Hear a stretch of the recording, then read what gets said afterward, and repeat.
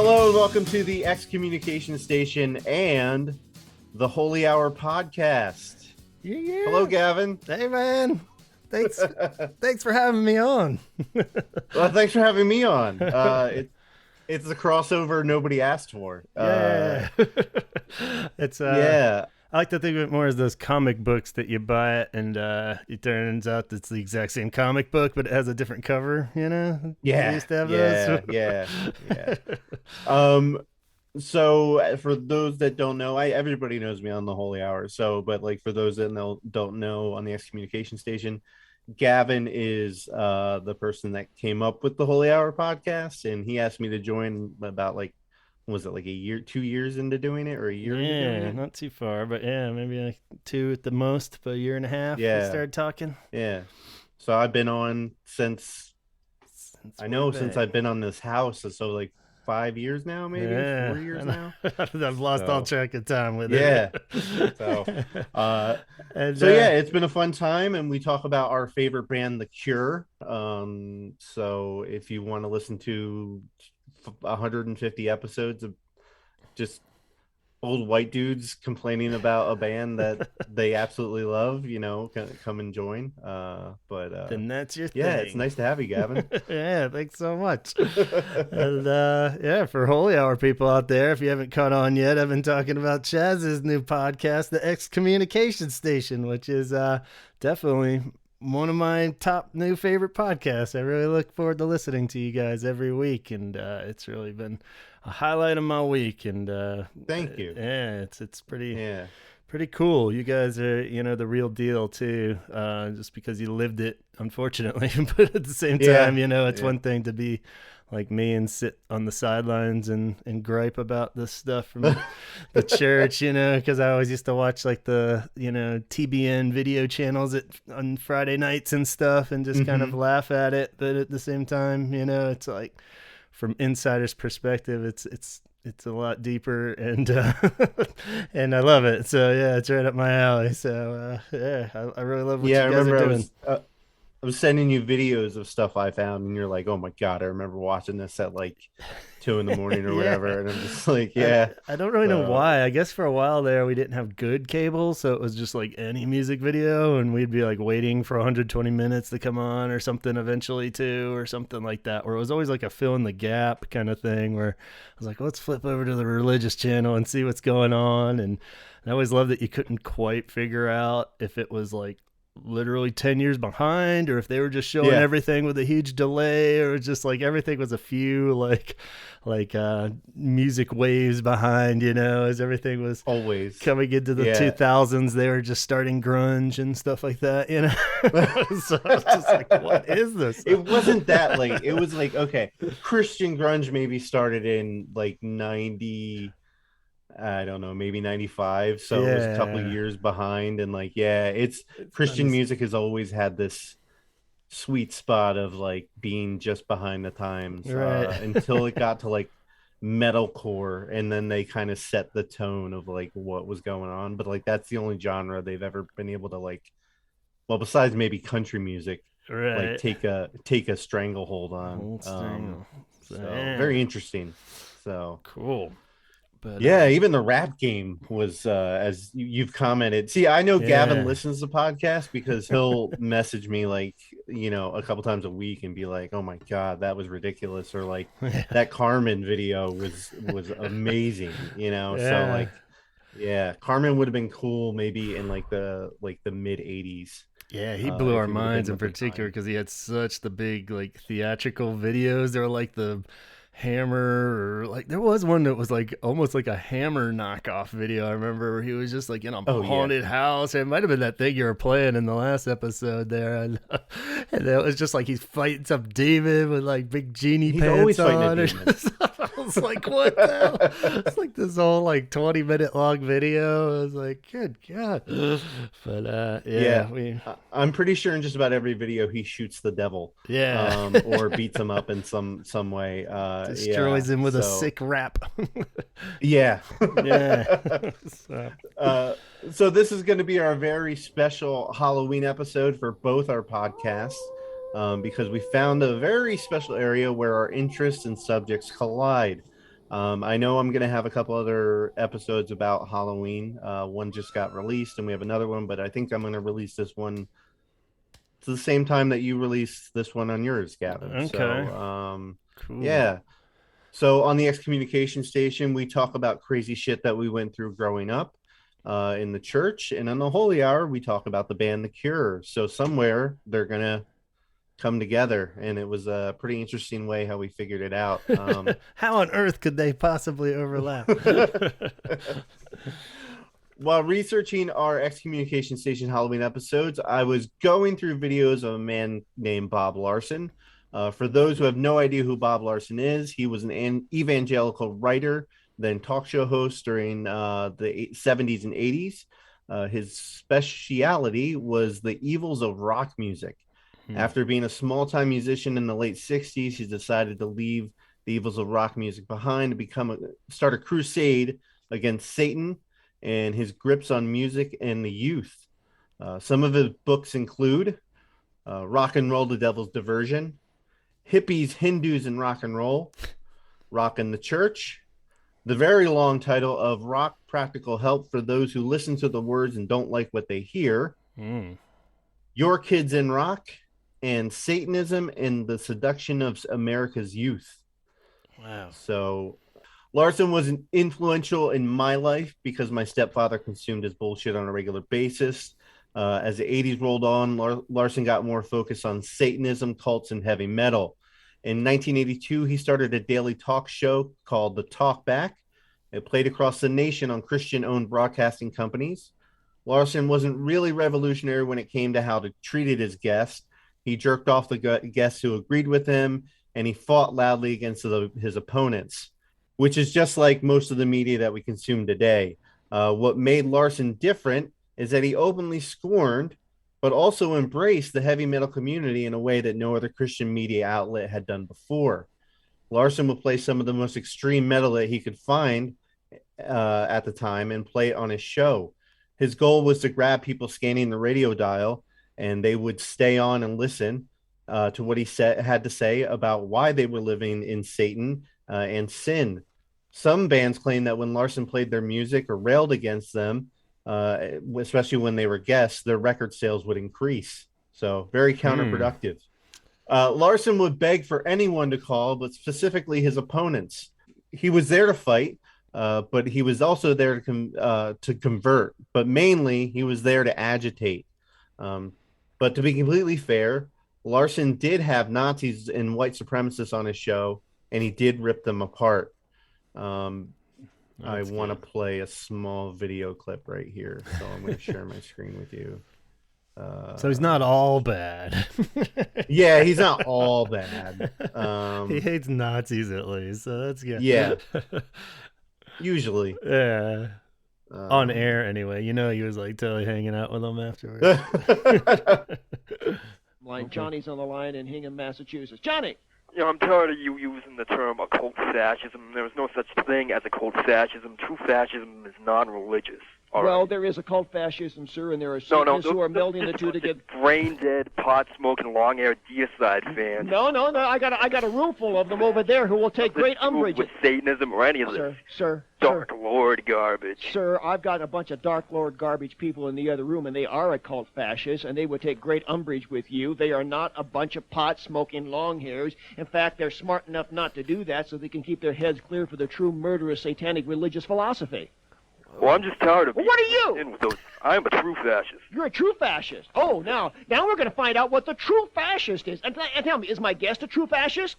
I wouldn't know. I've never read his books. I haven't. You've listened to him. You've listened to him. Is here, isn't he? Well, what he has to say, yes. Okay, and what are you? Me, I'm a true fascist. I know you said that. What is a true fascist?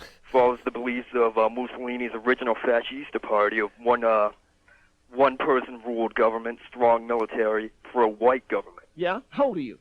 18. Where did you pick up this garbage? Which can you been sniffing in? What do you mean, which can have I been? Garbage can! Which garbage can you been sniffing in to get this stuff? That's real cute. Well, where did you get it? You're a real comedian, Bob. Where did you get it? I just picked it up.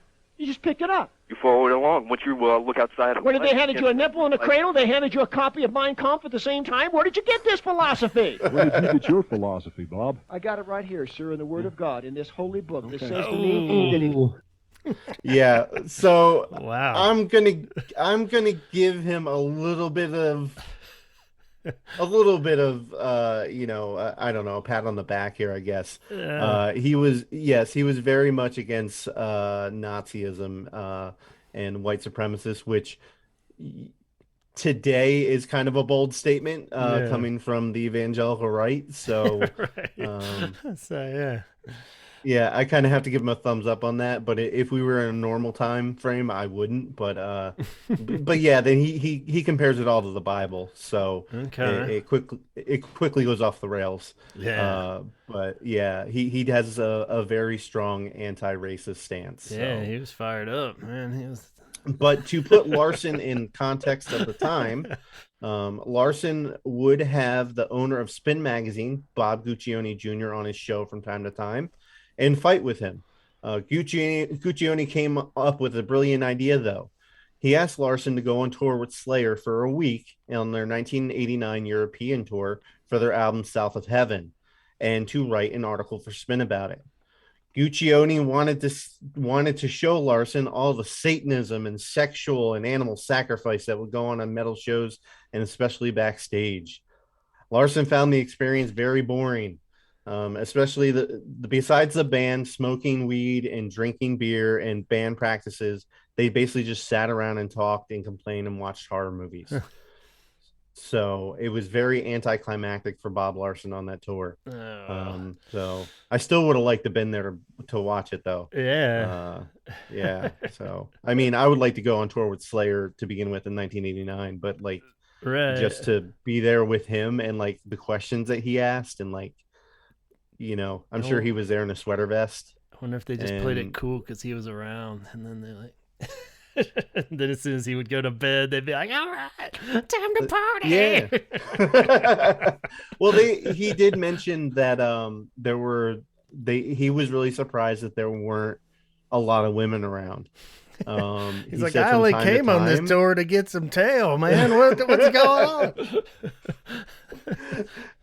He was just like, I think he expected there to be some kind of like ritual sexual thing going on after every show. And he said there was like time to time you would get a groupie back there, but like it was usually like nothing was going on. And they were just so exhausted from their, 2-hour set of. Yeah, which makes sense. Yeah. Yeah. So, yeah. Larson was also extremely anti-Halloween, which we played on our first Halloween episode. We covered some of Larson's bullshit. But if you want to listen to it for you holy hour heads, go back. Larson has moved on to become a traveling exorcist, which is hilarious and sad. But he also has done exorcists via Skype for $295 a pop. Nice. If you're interested and he's not coming to your town. So if you need that little, it looks more like a therapy session than anything. Seems like paying for that and setting up a Skype with your possessed whoever that you're trying to help out. It's just like, like that's usually not what you want to do when you're possessed, is like download the Skype app and like, well, like you gotta be there. You gotta be there in person. I don't think you could do it over Skype. Well, now that I have both podcasts together, I'm crowdfunding a Skype exorcism for Gavin. Yeah.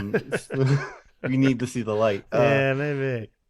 Yeah, I don't imagine a Skype interview or like anything like that over online would have the same effect that it would be in person. I mean, I do my therapy over the phone or like over Zoom. Yeah.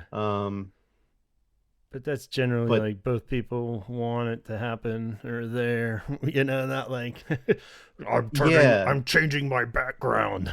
Stop that. Stop flipping your screen. Yeah. I don't know how he hits people with the Bible or hits them with it doesn't have the same effect. Yeah. If you watch some of his videos, he definitely wails on you with the Bible and with the crucifix. So I don't know how Nice. that would have the same effect unless you have somebody with you. Well, it's like a couple Skype session. Yeah, like That would somebody's be just taking cool. care of the possessed person and Yeah. stopping them Just from like, throwing up on yeah. everything.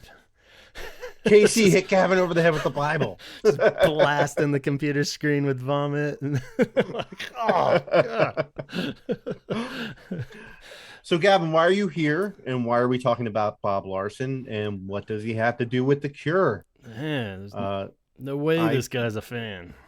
yeah, no way. I found a video that I shared with Gavin, what was it, like 2 weeks ago or a week ago? Uh-huh. And we were just riffing back and forth about it. And I was just like, we should just talk about it. So, Yeah. we decided to do this crossover episode where we have a video where I can't get the exact date, but I want to say 90, 91 maybe. Yeah. So we kind I of don't narrowed think it it. down to they talk about disintegration, so definitely after disintegration. There's no mention. One of my theories was that she probably would have defended the lighter side of the Cure with Find Him in Love if it was around. Yeah, But yeah, she doesn't bring that up. And yeah, and it just was kind of that more mainstream era, I think, or he's even yeah, kind of like disclosing that they're a pop band more than a full-on goth band. So I mean, he's aware of them, and yeah, so it has probably about 90, like right before Wish would be my guess, but who knows, it could have been. yeah. I'm probably gonna say about 1990. So how old were you in 90? I was 9. Yeah, 90, I was like, let's see, what, 13 maybe. So you were like her age. Yeah, about the same, So maybe. Bob Larson on his talk show Talkback has a 13-year-old girl on to talk about The Cure, and the issues she's been having in her life. Mm. We're not going to play the whole interview. uh Gavin and I are going to stop from time to time and talk. We're going to talk over it from time to time. Hopefully you can hear it. You might hear And me then throwing my coffee cup a few times. yeah, yeah.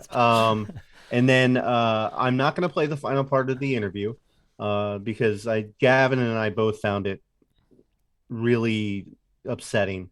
But we'll get there when we get to it, and we'll talk about it. But yeah, you guys don't need to hear it. You're more than welcome to watch it. If you want to look it up, it's on YouTube under Bob Larson, Bob's Advice to Mandy. And yeah, I'll link it on our Facebook thread there, so you can see the whole deal. And my guess is that he had an episode before or even during that day where he was talking about The Cure, where they came up, because you will hear it where she calls and says that she called to defend them. Okay. Yeah. So my guess is that he did some bullshit. He's sort of prepared, but not really. Like, he has shit that he pulls up, but like, I mean, it's all pretty. I'll get into that basic level Cure shit to pull up, but at the same time, it was like it couldn't have just been like a spontaneous call, like Loveline kind of thing or something, No. It must have been like, from all the videos I've seen, and because I've watched a lot over the past couple weeks, a lot of the stuff that they're mostly adults. And then in our past episodes, we talked about Dawson McAllister, who was more of just a straight up like, let's talk to teens, and I'm gonna play heavy metal on a different show and talk to teens. I don't know why they thought heavy metal was the way to go to talk to teenagers. But it's a very like it's a very small subsect of like teenage like kids, because I don't know about you, but like the metal kids weren't the cool and popular kids in the school. I mean, they were like they skateboarded and like, all this other stuff. So I don't know why he picked on why the Christian world decided that heavy metal was the way to go. To reach out to the youth. But yeah, I think that he was more of an adult oriented program. Okay. But so this just might have been a one-off, but he also talks about reaching out to the youth. So I don't know. Yeah, because I wasn't quite sure if he was full on youth because he can't handle it very well. He doesn't talk to her. Very many kids. Yeah. Yeah, how you should talk to a 13-year-old girl, especially. Yeah, the only thing I can say is that this is more of a daytime talk show. Okay. Talkback was. And then somebody like Dawson McAllister was more like nighttime. Okay. So daytime's more of like I'm reaching for, older, white people that are driving around for their jobs and get them to rail against, school boards and everything. Yeah. So yeah. Okay. We're gonna dive into this video, Bob's advice to Mandy, and there's a picture on the video of Bob Larson to the left, the Cure Disintegration album cover in the middle, and then I don't think that's Mandy on the right. Yeah, that was like, how did they get a picture of her, and why would she agree?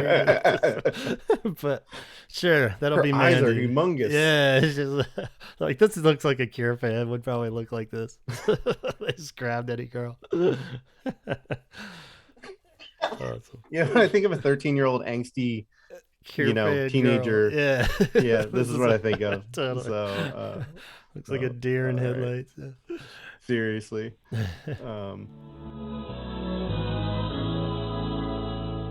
Every talkback broadcast features fascinating calls. Many produce impromptu teaching from Bob. His practical first-hand knowledge comes from more than 20 years. So I don't know with this many guy's puzzling and voice who's perplexing talking, issues. but he Whenever brings Bob up a takes lot of time like out to teach, his listeners suppressed hear tough trauma topics because I heard him from so the many heart. times in my The childhood best talking of on the Bob's radio. advice contains Bob's talk with Mandy. He's like a that feisty voiceover guy teenager for the about movies. the rock group Cure. Yeah. Like, Every in the parent world. and teenager needs to listen to the resulting discussion. Listen to Mandy and Bob and how they deal with the issue of rock and roll. Mandy in Ohio. Hi, Mandy. Well, So really quick, sorry. So they would Christian broadcast places, I'm sure with other places too, but they would splice these stories and then send them out to fit into different programming. So if there's a programming about youth, they would throw this in. So that's why this guy's talking beforehand, because this was originally played live, and then they splice the episodes up and send them. I like how they say every family needs to hear this discussion about the Cure and this. It's like, I'm not sure this is like that broad of a thing where every kid has battled this. Where it's like, what? It's like they're like, yeah, most but it's families also the are same like, mentality. what the fan? same mentality of metal, that it's like, Yeah. like as much as we love the Cure, it's still like a pretty niche. Yeah, that's what I mean. It's like fandom. Most families would be like, "What band is this? Oh my god!" Yeah, like, until they heard like Friday I'm in Love. Yeah, they're like, "That's the Friday band. What? What's wrong with them?" we had a comment that, well, the Cure. We didn't say specifically the Cure. Yeah. Gothic rock. Yeah. Is making children or kids more morbid every day. Yeah. And I'd like to how do you get that? Well, from all the lyrics I've been quoting to you, I've been quoting pretty morbid lyrics. Well, I'm only sticking it for the Cure because I don't really know that much about the other groups. Yeah? And I am prone more to pop music. Yeah? But the Cure, I love them a lot. I mean, they're a good group. Yeah? So, I mean... What's good? What's good? Is this good? You like that?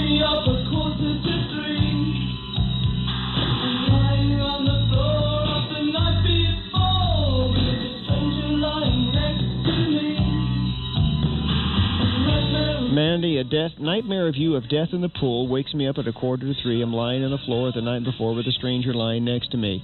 This is like something that makes you feel good about life? All right. Does that make you feel good about life, Gavin?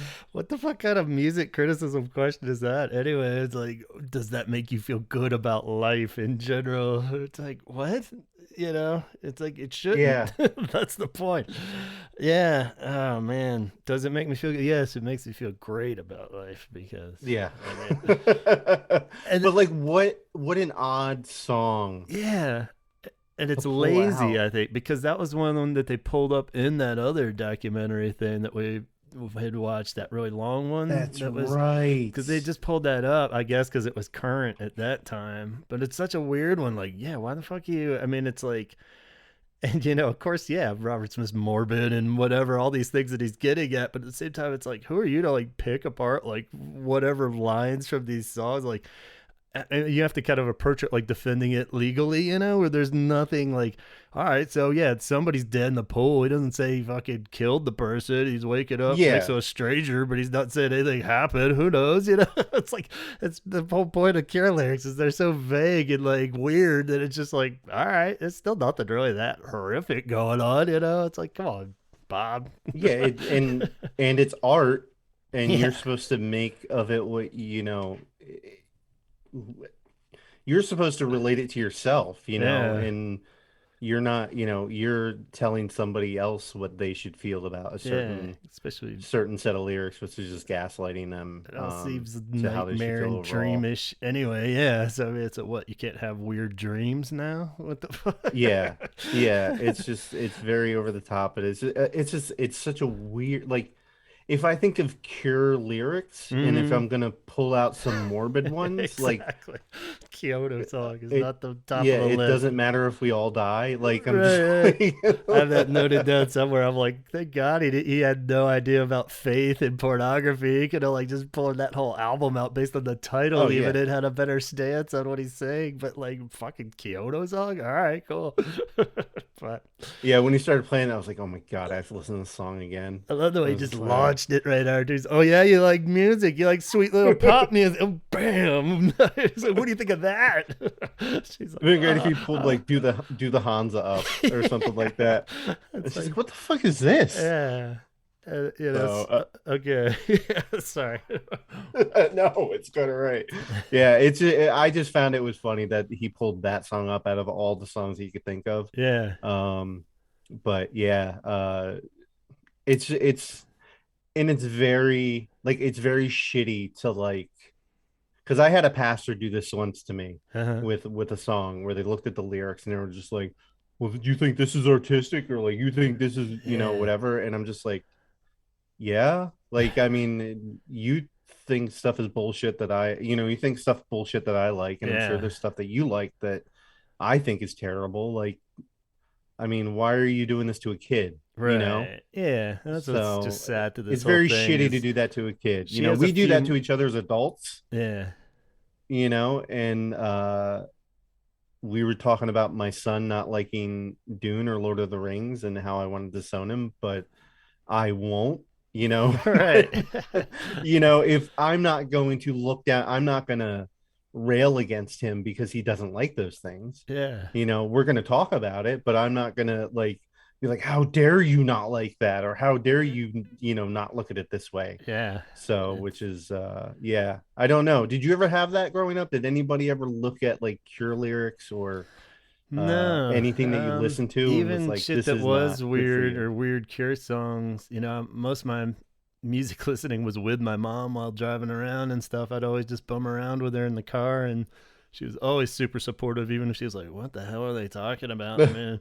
But same time, I would have probably been like, whoa, my son was listening to a couple stuff. I was like, what are you getting out of this? Exactly, just out of curiosity. But same time, they never really hit me up for that. The most I got was like not even music related, but like PE teachers being like, you can't hang out with that skateboard crowd kind of thing more, where it was just kind of based on the music they like and the t-shirts that we wore and stuff. He was kind of taking that approach more, where it was like coach mentality more than, but I never grew up in church stuff, so I never really had to deal with any of that. It's so weird. What if you like, if you're, I imagine you and your mom were driving around listening to the Misfits, but like sometimes, but but sometimes that would be the stuff where she was like, this is a little just too rowdy for me. Can you turn it, like the punk shit up usually, but same time, even if she heard, Mommy, can I go out and kill tonight? She wasn't like thinking I was going to go murder somebody because I listened to it, and I think that's kind of the main takeaway from all this stuff. It was just like, you could listen to things and be, the source of the problem isn't the song, it's not going to make anybody go out and kill somebody, it's kind of more of the final takeaway. But at the same time, it's weird how much he dwells on lyrics through this whole thing. It's like no mention. She even tries to bring it up later of just the beautiful music and stuff, and he just like won't even really hear her. But like, it's all lyric based for him, you know. It's like if something makes him feel a little weird or doesn't like that line, it's all like, and so much of The Cure is kind of like, it'd be a fucking rad song no matter what he's saying over it. Just happens that he's writing great lyrics over it too, but it's like, you know, 90% of it, Carmen didn't write a damn song like Pictures of You that takes 2 minutes to get going, you know. I mean, all it is just it's nobody's sitting around on a Carmen song just chilling for, you know, for an intro. You know. So no, I completely get what you're saying, and like it's a problem within because I'm not a part of it now, but like it was a problem growing up, and like with secular music is that they don't see the lyrics or the vocalist as another extension of an instrument, right? Like another extension of the band, and they see that the lyrics, there's evil in the lyrics, but there's no evil in like a drum. Well, some churches do, right? But like the majority, like in drums or like a guitar riff or a bass line, but it's just another extension and it's of the band. Because I think we've all listened to bands where, wow, that's a really shitty guitar player, and I can't listen to the rest of this band. Right. You know, the same way that we're like, wow, that person can't sing, and I can't listen to this. You know? So it's a very interesting take on how, and especially with lyrics like Robert Smith's that are vague. You know, a lot of times you don't know if he's, you know, being autobiographical or if it's just a character he's created. You don't know. I mean, it's just like, even this, it's like some crazy ass dream. That's the reason why he tells a different story every time somebody asks him about it. You know, it's like half the time you're never gonna pinpoint what the hell the story is behind the song. It's not some super literal country song or anything, you know. Contrary to what Donald might think. He takes so much stuff from books and other things. It's like dissecting like we just said, the Misfits, but Danzig takes all the stuff from comic books and horror movies, and like he's not literally going out and killing someone tonight, you know, eating baby skulls and hanging them on the walls or whatever. It's like, I don't think, maybe it is. I mean, I'm okay with that if he did it, but you know, it's like, come on, man, use your. But anyway, I won't dwell on each soundbite this long. Yeah, we're gonna be stuck here all day. Well, it doesn't make me feel good about life, but it doesn't make me feel good about death. I mean, it's. See, I don't understand what. Hey, I don't understand it either. Try this.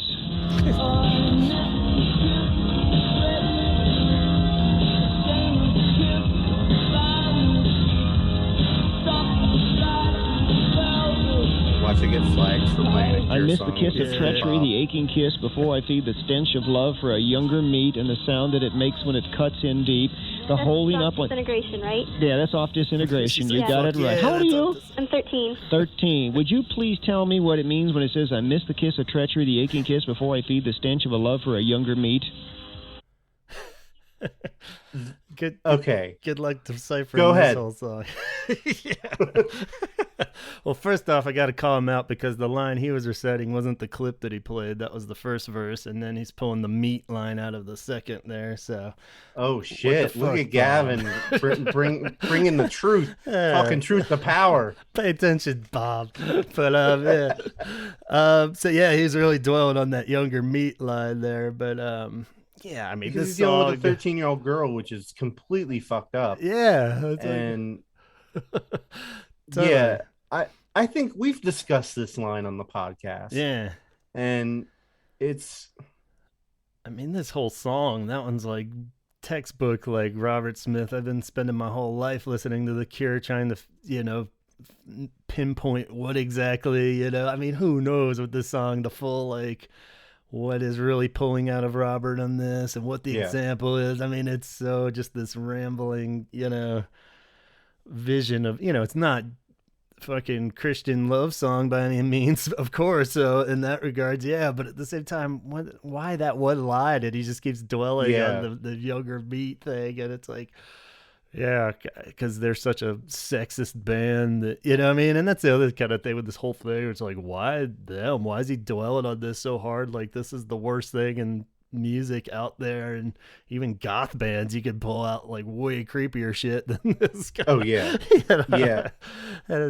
It's purposely pulled out because she's a 13-year-old girl. Yeah, and he's trying to get to the point where I think he doesn't know if he can talk about sex in the manner that he wants to. Yeah, with this girl right now, because she doesn't.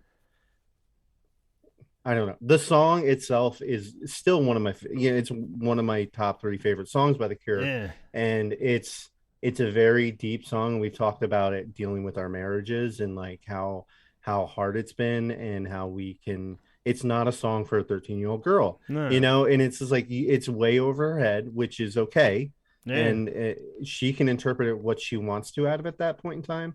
But it's a very, grown up situational song about, we don't know the ins and outs of it, but I think we can determine that it's about a marriage falling apart. Yeah. Or at least a relationship falling apart. Yeah. And, and somebody having issues with fame and dealing with that. And like, it's not a 13-year-old girl song, and you're trying to make it one, or you're trying to make it into a sex discussion, which is disgusting. Yeah. And it's it's like one she doesn't know what the lyrics are about, Totally, yeah, she's like, I don't fucking know, it's just a cool song, which how I was even for years and years, it's one of those things, like you said, as you get older, this song totally makes more and more sense, or it's just like, yeah, it's that progression of falling apart, disintegrating, it's like, that's the whole song, is like, totally not getting that as a 13-year-old. And she's not saying that either. She didn't come out blazing saying this was her fucking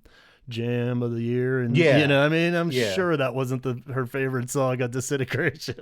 Or even if it is, it's not for that reason, and it's totally not the point of that entire song either. It's just that one line, is not the whole basis of this song. So it's gonna be in a couple seconds, but she explains what she thinks the song is about, which is a 13-year-old girl's interpretation of the song, which is completely fine. Yeah. And it is what it is, because when I first listened to the song, I loved the bass on it, and that's why I loved it so much. And then I love the way that Robert's progression of his vocals and his lyrics go through the song. Yeah. And then as I got older, I was like, I read into the lyrics, and I'm like, whoa, those are deep. And then when I got married and went through marital trouble, I'm like, holy shit, this is like speaking to me, because I'm not a 13-year-old girl, So the fact, she almost pulls a positive spin out of it, which is all like, wow, okay, not what I was thinking, but at the same time, it's like, that's cool. That shows that she's not being bogged down by this, she's not So that it is a good point coming up here. Yeah, I wish you would have asked her, like, what are your 3 favorite songs? Yeah, and then, it's figured out where she is in like a headspace of like what she sees this band as. Yeah, and because now you're pushing your interpretation of the band on her. So, but yeah, let's continue. Missing his loved one. He's been without her, and he misses her kiss. Well, no one says we have to go back to crooning a tune in the month of June under the moon. But could we possibly back off a little bit of feeding the stench of love for younger meat? Come on, Mandy. Lawrence Welk I'm not standing up for, but could we just somehow fall a little short of the younger meat? Yeah, that's off Disintegration, man. You notice how that was edited right there? Yeah. I've done that before on my show. Yeah, just bring I'm sure you've done it on your show. He just liked that riff. Yeah. That's why I wanted to put that. Fucking prick. I'm really wondering what was said after that. She's like, fuck you. Because he is like so condescending, and that's, just something that doesn't even get the full grasp when we're, splicing this up and talking in between, but it's just like this whole like condescending shit. And she calls him out here in a second. She's like, you're being rude, man. Fuck you. Yeah.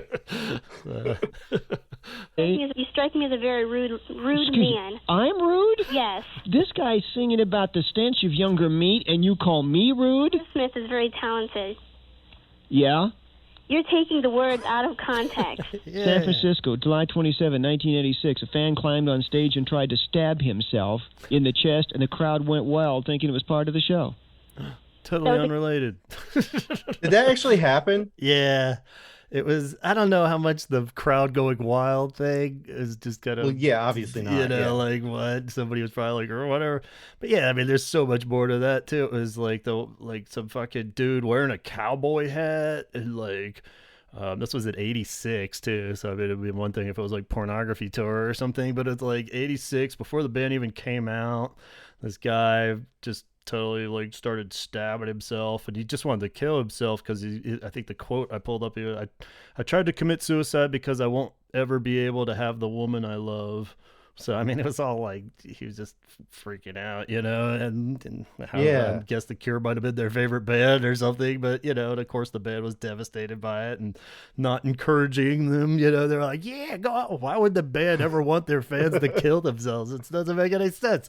So it's like, what the fuck does that have to do with anything? You know, it's all like, yeah, completely taken out of context too, because the way he makes it sound like is that the band was playing. And then he ran on stage and started stabbing him, and they were just like, "Yeah," you know, like it's a fucking Guar concert. Yeah, I mean, it's a horrible thing, but you know, it doesn't have anything to do with the band, really. I mean, it's like, what band hasn't had somebody that's a fan that killed themselves? I mean, if you're especially a huge band like this, I mean, it's like it's gonna happen, unfortunately. You know. Yeah, I'm sure there's tons of people that have unfortunately killed themselves listening to Elvis, or you know, or Lawrence Welk, and I'm sure a lot of DC Talk fans have killed us. A lot of Carmen fans. One more Satan bites the dust before I go. Yeah. But New Zealand boys committed suicide listening to The Cure.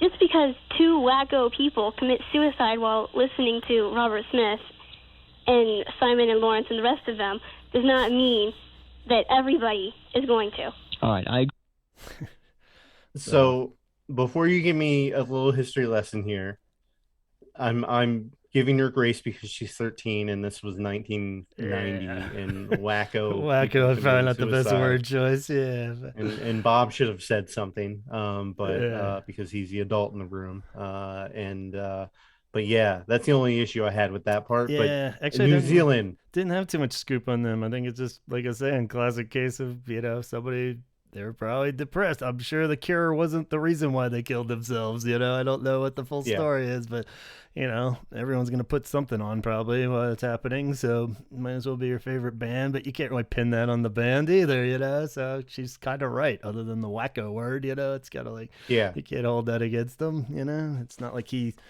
pulling out this suicide anthem or anything. I mean, so and that's a lot, and I think I'll have more say at the end, but like that's a big tool that's used is to pull lyrics out and assign them to your issues, and that's just not in Christianity. That's also, you know, you had gangster rap coming out and people saying this is a rise for crime when crime was actually going down, and that it's, you know, causing more and more violence and everything. It's just like, no, these people are singing about, either they're telling stories about stuff they've gone through, or they're making stories up about stuff they've seen or heard, you know, or it's autobiographical and stuff that you don't want to admit or see. Right. And same thing with suicide. Like they don't want to see or admit to like the problems that are causing it.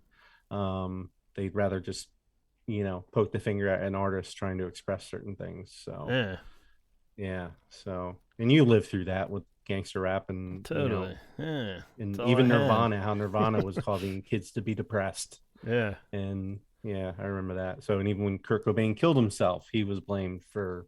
I mean, it's always going to be, you know, if anything, progress has been made now where they just move it on to video games or whatever, you know, something's always the problem when it's like, that's not the root, man. You know, it might not be helping even on some level, but at the same time, it's like, you can't fucking start there. And that's kind of the bottom line with all this, you know, and this poor girl and stuff. It's like, this isn't what we need to beat her up for right here. There's other stuff, you know, that you need to get to the bottom of. It's not the fucking Cure lyrics, that, especially the ones he's citing. Who is you? My mom has taken away my tapes. Yeah. She thinks that they're morbid. Mm-hmm. Now we got it. We got it. No, I'm not being rebellious. Well, but you're irritated at me because I represent Big Brother in the sky because your mother's taken away your tape. Listen, I'm saved. I'm what? I go to Christian school. You're saved? I'm a born-again Christian, and I believe that Christ is my Savior. Yeah? And that I was put on this earth to do His will, and that I should witness to other people. And listen. Even that is very condescending. I know. It's like... So, what the fuck, dude? She's like full on saying this, and then you're like doubting everything. Like it negates everything she just said because she listens to The Cure. It's like, what the fuck is that? It's like, you're not serious. You're not a real Christian because you own Disintegration. It's like, what? Yeah. I'm saved, and he's like, yeah, okay, whatever, yeah. You hate me because I represent your mother. It's like, what? What the fuck? I'm Big Brother in the sky watching you. It's like, it's kind of giving yourself a little more credit than you deserve, Bob. yeah, definitely. Songs about the stench of love for younger meat. I'm not saying that. Well, you are saying that. I'm trying to stick up for the group. Well, I know you're sticking up. Yes. You're sticking up for the love of younger meat. Come on now. Using one song. Well, I used two songs. I used two songs. Two whole songs out of every single. Fair enough, Bob. Yeah. Fair enough. I'll give you that point. Yeah. You did use two songs. So. Every 12 albums that they've made. Well, listen. Let's just deal with the two. I don't have all 12 here, okay? Now, come on. You tell me what is hopeful. Would you please tell me? Yes. You know the song "The Blood"? I think I've heard it once. Paralyzed by the blood of Christ. Yes. Okay, I've heard it. What does it mean? Well, I can't read his mind. I don't know what he was thinking when he wrote it. Well, Mandy, you say that you're a Christian. That's like the best response she should have given. Yeah.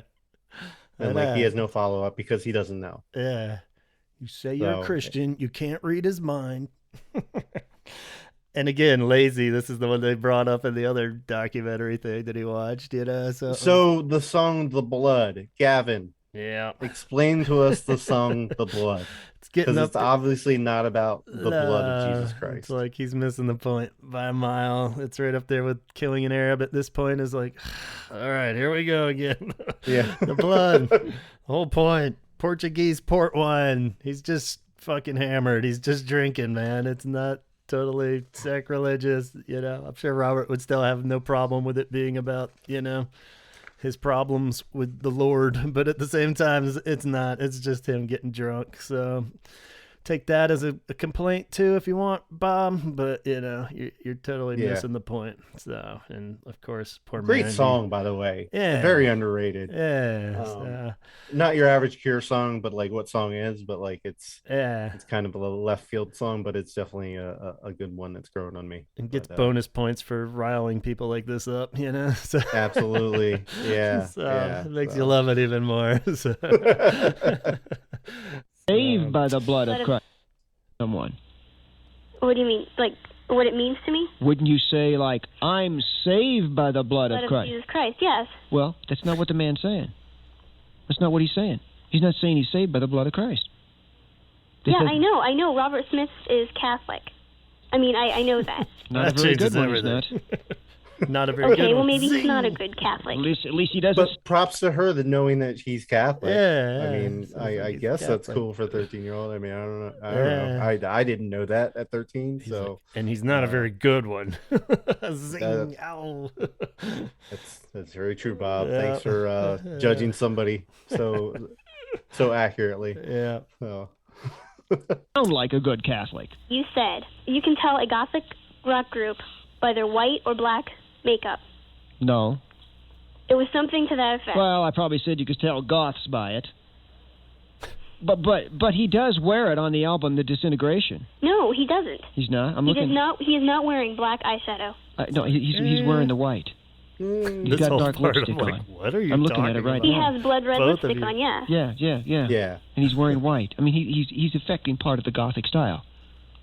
But they're not. It's just a white T-shirt. I picked a couple of songs here. I picked more than a couple of songs. I don't find anything hopeful in them. I don't find anything spiritual in them. In fact, I find a lot of. If he wanted to be a Christian singer, he would have put him underneath Christian labels. Well, okay, so he's not a Christian singer. Right. Well, that doesn't make him a bad person. That just makes these songs bad songs. What is that?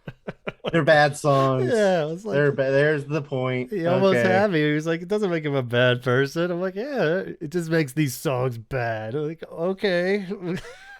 Yep. Now we finally get to the point. Yeah. He was dragging us along for about 5 minutes, and he finally hit it. So, why do you have to have the same beliefs as the artist? That's a huge point and question in this. Or it's like, why, the whole separate the art from the artist thing? I mean, why?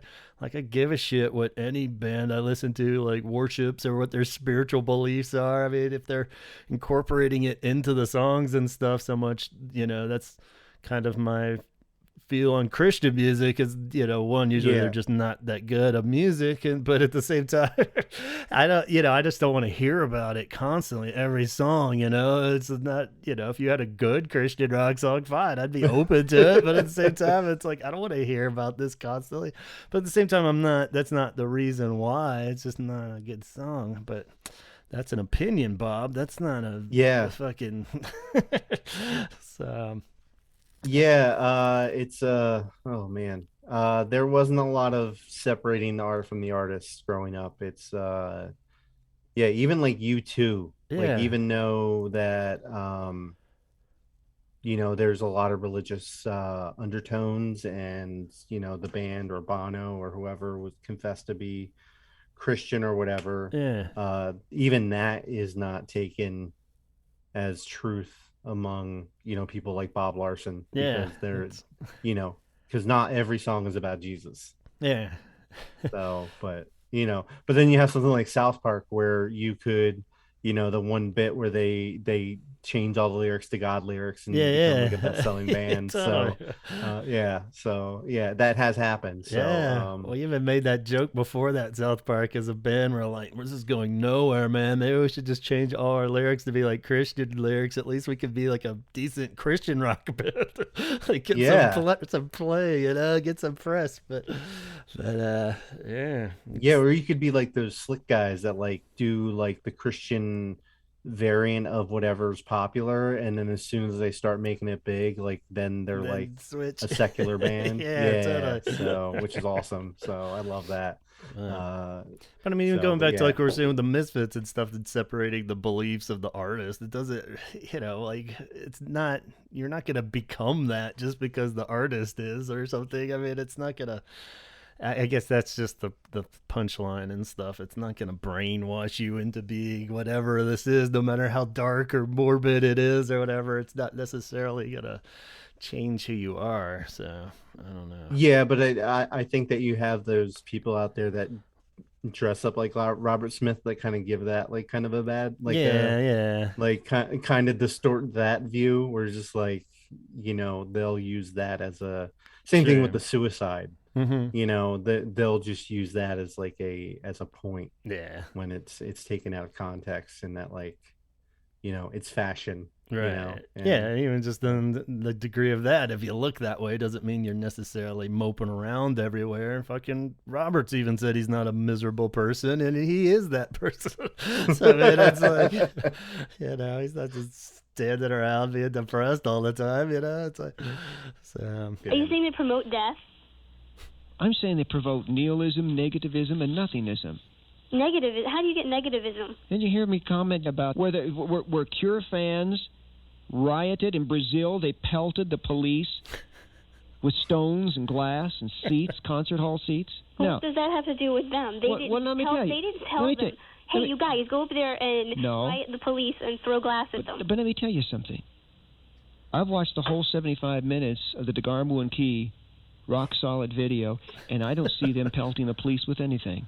All right, so DeGarmo and Key is a very terrible, shitty adult contemporary Christian band from like the 80s.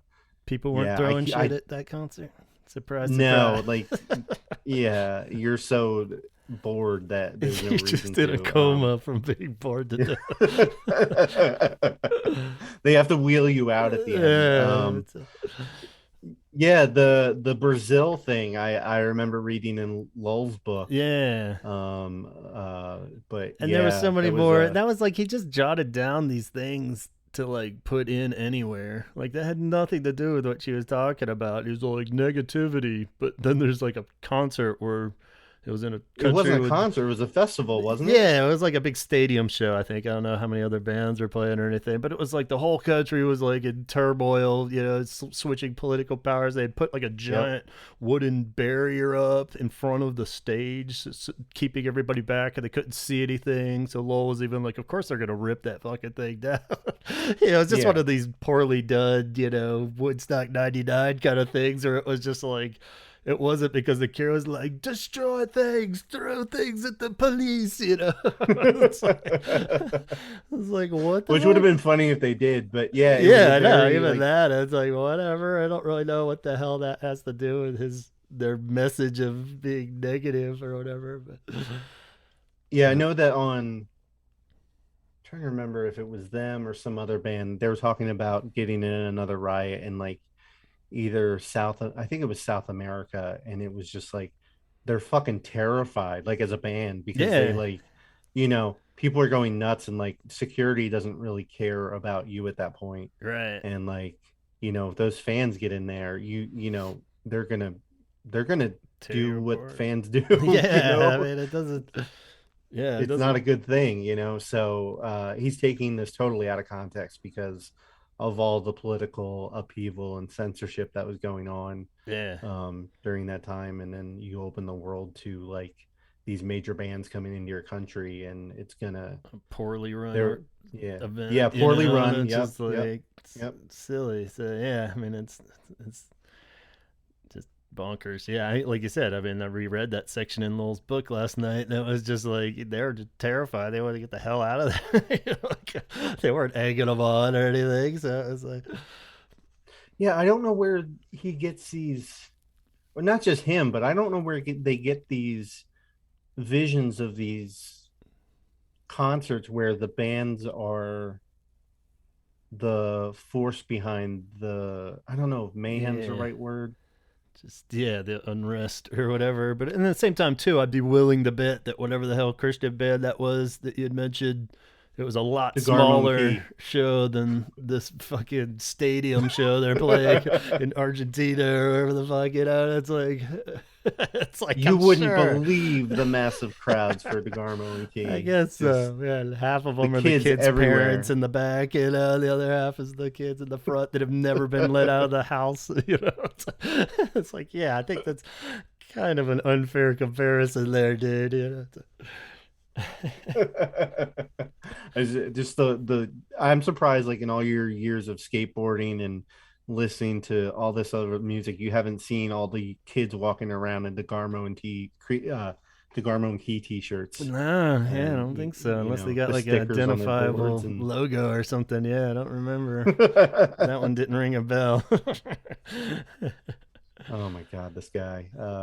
Apples to oranges. Out of context grillings. So yeah, and then putting her on trial for this. Yeah, like what the fuck is she's like, how's she supposed to defend that? You know, it's like, yeah, they're huge, they're a big deal. So yeah, this is the kind of guy that would watch that would have been at like or seen Woodstock 99 and blamed it on, you know, the Offspring. Yeah, exactly. And you know, even like when we talked about that, it was like on a certain level I even want to blame Limp Bizkit for all the meatheadery going on, you know, but at the same time it's like you are functioning humans, you know. It's the person doing it, it's not the band, you know. It's like you're not looking at everything that set up that opportunity, because in a regular environment that shit wouldn't have happened. Yeah. You know? But like, because Limp Bizkit plays every night, you know? And this bullshit doesn't happen every night, you know? So it's, you know, but actually that's going off the track, but like, you know,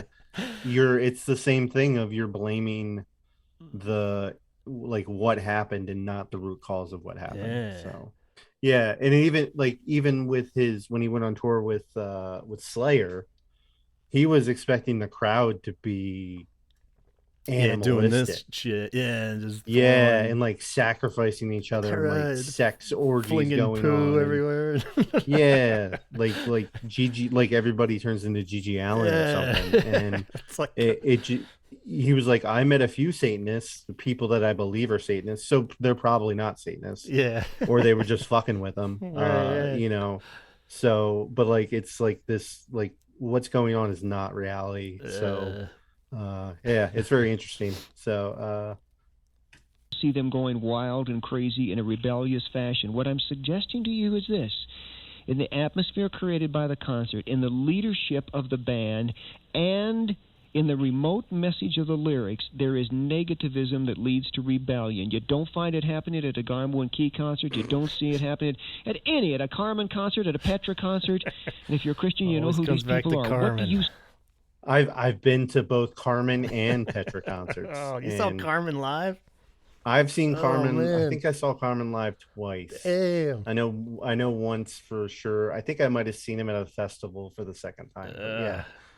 Yeah, definitely saw Carmen once, and that was, let me tell you, that infamous Guns N' Roses show. You know, nothing compared to that Carmen concert. It was insane. That altar call was he just that like big? The worst Like, why does he keep coming up? Was he that big of a dude? Like, was he Carmen? Yeah, he would fill stadiums. Like, you're like, I'm not sure if it's Madison Square Garden stadiums, but he was definitely filling like your college basketball stadiums. Wow. So I saw him at Lehigh University in, I want to say like 95. And that's probably like a 11 to 12,000 people stadium. Yeah. So there you go. He's making bank. So probably spending it all on that you know, promotion and video money, that devil costume, makeup and everything. Yeah, those aren't cheap. No. But yeah, again, apples to oranges. You can't compare the two. I just don't like how he's like was the Cure even on stage at that point? Yeah, there was a couple of the South American shows. Is he still doing on that? Yeah. They played through it. So yeah, the first one with the shit flying everywhere was just that they broke down the barrier. And then in the second one, like Pearl got hit and stuff. They started just throwing shit on the stage, you know, which, you know, it's just stupid concert. Yeah, you know, I mean, but at the same time, so they made it through, I think, all the shows. But, so yeah. But I mean, they weren't egging them on by any means. It was like, let's get it. I don't see Pearl standing up on stage telling people to throw stuff at her, you know, just like, you know. It's like the most like it's the most like reclusive band ever. Right. And like they're not gonna travel all the way to South America to start shit, you know. Yeah, they don't start anything in England where it would be easier. They're going to South America to try to start an uprising. Oh my god. Okay. Anyway. At those concerts, you see people standing and cheering Jesus. You see them with their hands in the air and one finger. Carmen concert, so I know what you're talking about. Okay, so you compare a Cure and a Carmen concert with me and tell me the difference. What's the difference? Okay, well, at a Carmen concert and other Christian singers, because I've been there too, people are rejoicing and just all around being glad. Rejoicing about that they're saved and they're going to heaven and they're going to meet their Maker someday. And I guess at a Cure concert, I guess they would... the Cure to me, when I'm depressed and down and lonely, it's someone to relate to. When you're depressed, you don't want someone to... Sometimes you don't need that person to say, oh, everything's going to be all right, everything's going to be all right. Sometimes you need people to relate to it. And I have found that every time I listen to The Cure when I'm depressed, I'm not depressed anymore. Great point. Great point. She's wise. She's more wise than Bob on this. Yeah. That's why we listen to sad music. Well, one of the reasons. Yeah. We've said that over and over on this. So just how, like, you know, when you're lowest, you know, you're like, you know, Robert gets it, you know, and there's that idea that you don't feel alone, like she said. And he's saying, you know, I guess he goes on to it, but it's like the whole, you know, you got to be positive, but nobody wants to see some happy dude like killing demons when you're feeling miserable, you know? It's just like, what? I mean, it's stupid. Sometimes you do, because it can bring you out of I mean, I guess the right moment you'll be laughing your ass off, but it's that's a good point she made, and he shoots it down. Yeah, it's same thing I tell my therapist, you know, or, you know, of like, what kind of music you listen to, and I was like, well, it kind of depends what kind of mood I'm in, and, you know, usually if I'm sad, or, you know, I'm depressed, I'll put something on that's depressed and sad, because I feel like I need somebody to relate to me in that time. And it's just like a blanket, you know. We've talked about The Cure before, and like those you know, faith, pornography, and 17 seconds all depends on what type of depression I'm in. And it's not because I want to get weighed down and held in there. It's because I want a blanket of relatability. And you know, she's very smart with that, and she understands that at this point in time, which is great. But yeah, Bob does not agree. He totally misses that by a mile. Yeah. And I love that it never comes up too, but it's like, at this point, even, I mean, The Cure's got plenty of happy songs. You go to a Cure concert, nobody's just standing there, like, looking down at their feet, like, fucking miserable. I mean, you look at that Hall of Fame show, and Just Like Heaven came on. Yeah, they all look real miserable and morbid, you know? It's like everyone's having a blast. They're having way more fun than a bunch of lost people in a Carmen show, I'm sure, you know? It's like, what the fuck? It's all like... You and I have talked extensively about how much we would love to have a Cure concert that was just the darkest material that they have. They'll never do that.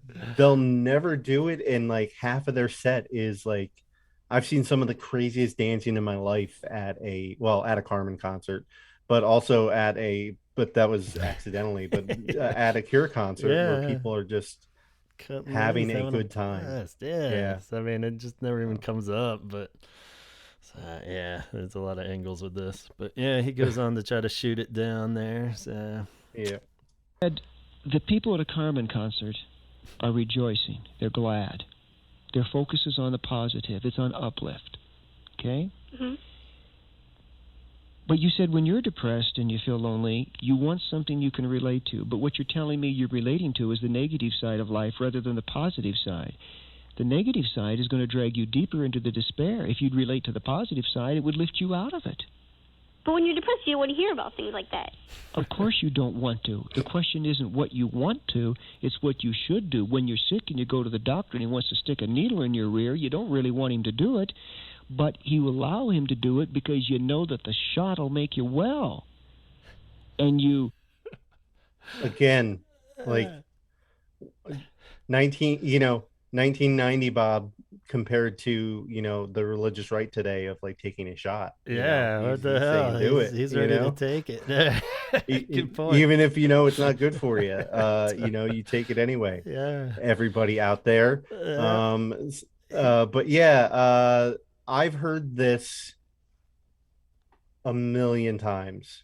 And I know that we were texting back and forth about it, as like your depression and your sadness, and generally stuff just about every teen goes through, because I know that, you know, just about every teen goes through like this, who am I, you know, I'm rebelling, or I'm, you know, whatever. What and 13-year-old isn't slightly morbid and depressed? I mean, it's weirder if you're not at some point, you know. And I don't understand like his hang up with like not acknowledging that, but also the fact that he's blaming, even as you get into adulthood, if you have a mental illness and you're a Christian at just about any age, you're going to be blamed for it in one way or another. Either it's going to be you know, that you're allowing Satan in your life, you don't have enough faith in God, you're not allowing God to help you, it's all your fault basically. And then when it comes to music, somehow this music is this this poison or anti-medicine or whatever that's that's completely flipping your mind around to where it's possessing your thoughts, and that's the reason why you're depressed. Right. Like you're listening to The Cure or whoever, and that's why you're depressed. I had a girlfriend at a point in time that had mental illness issues, and her parents were blaming those issues not on anything that might be actually wrong with her that she needed to address, but the fact that she was listening to Pedro the Lion or some other, I don't know who fucking Bon Iver or whoever the fuck is out there. So, that's the stuff that's being blamed, and not the fact that, hey, my child needs help. Right. So, they took her tapes away, the one thing that she was hanging on to help her with her depression, and they're blaming these tapes or God knows what other bands were in there on her depression. So it's a common thing that I know my listeners on the Excommunication station will relate to, and I hope that the Holy Hour listeners kind of like understand that, like, wow, like like I was telling you and you're like, whoa, like that's kind of like, that's fucked up, and I'm like, yeah, it is, like it really is. It's silly. And just that idea that, like, she tries to say that, she's like, I want to be depressed. He's all like, they'll go to a Carmen concert and they're not feeling down. She's like, yeah, I don't want that when you're depressed. I'm depressed. I want to be depressed.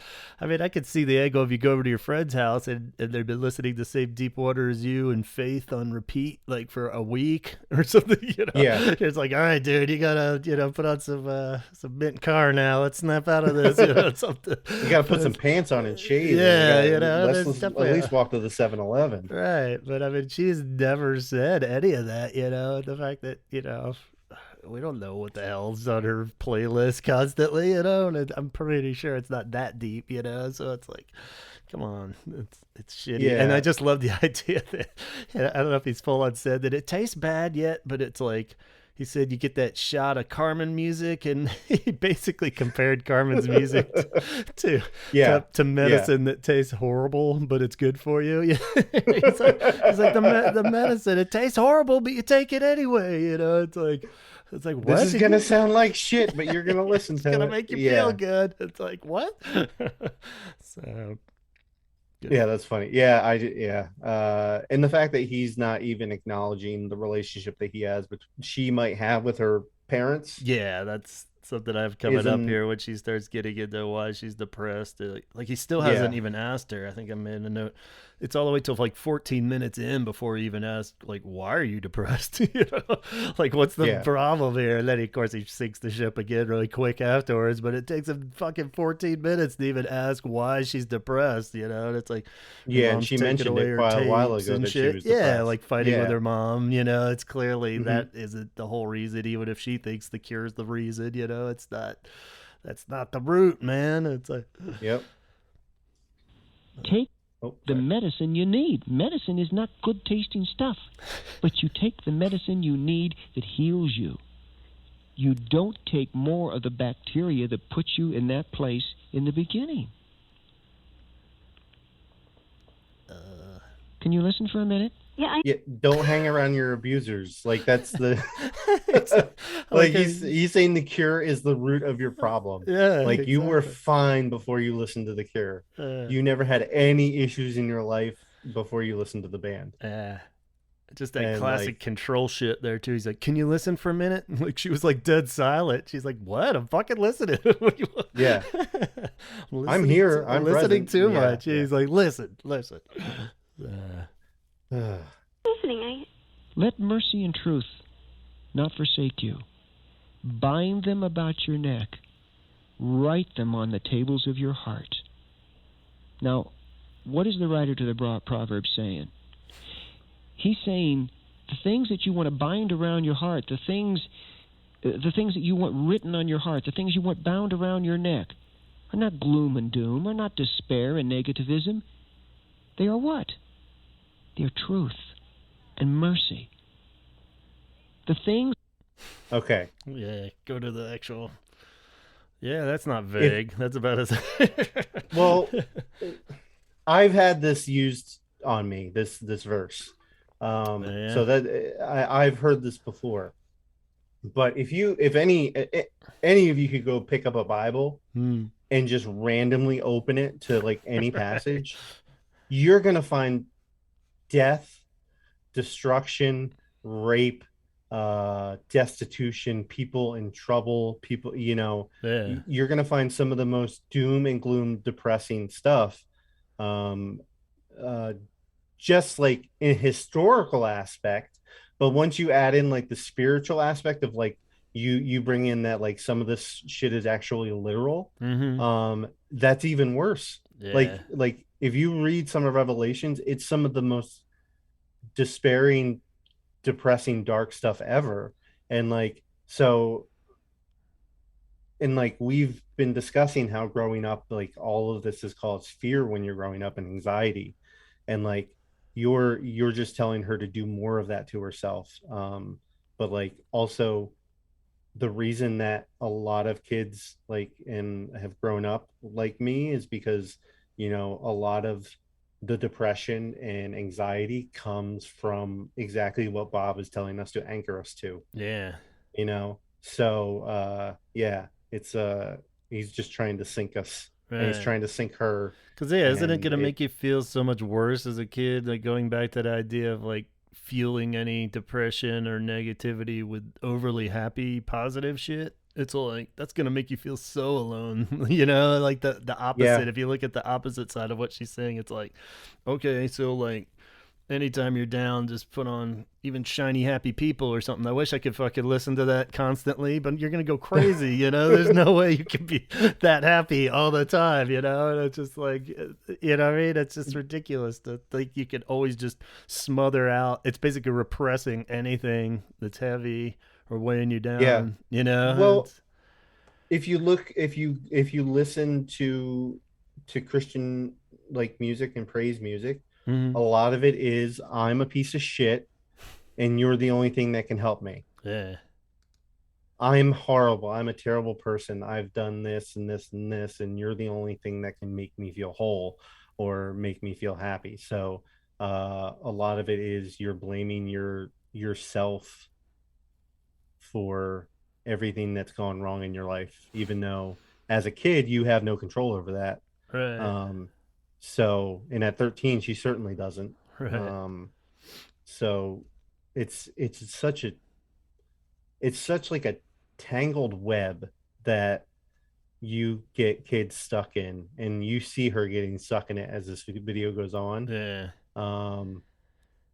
So you see it working, and that just kind of hit me as we're listening to this, that Bob is doing exactly what he sets out to do, and he accomplishes it. And it's upsetting, but that verse has been used, and the Bible is not a happy book unless you think of it in terms of eternal salvation. Like there's something afterwards, but everything up until a hypothetical point is just it's gross. I mean, the Bible tells you how to sell your daughter into sex slavery. I mean, it's like, come on, like what are we talking about? So, I think we're talking about the stench of a love for younger meat is what we're talking about. Clearly. 100%. But like, even if you look at if you look at the book of Job or look at some of the Psalms and some of the Proverbs, it's like a lot of the stuff is very depressing. And it's very sad. So Bob is full of shit. So should be closest to your heart. The things associated with you, the things to which you are bound, should not be negative. They should be positive. They should be good things, godly things. Now, Mandy, what you are doing, and I'm not saying you're a bad girl for doing it, is very typical of human nature. That felt gross. I mean, bad girl. You listen to people, you watch people who are despondent and blue, and we have the old phrase about crying in your beer. Well, they do. They're despondent. They go drink. They go get drunk. Why? They want to cry in their beer. It doesn't help them any. Yeah, In fact, it amplifies the despair. But there's a kind of... I could testify it does help.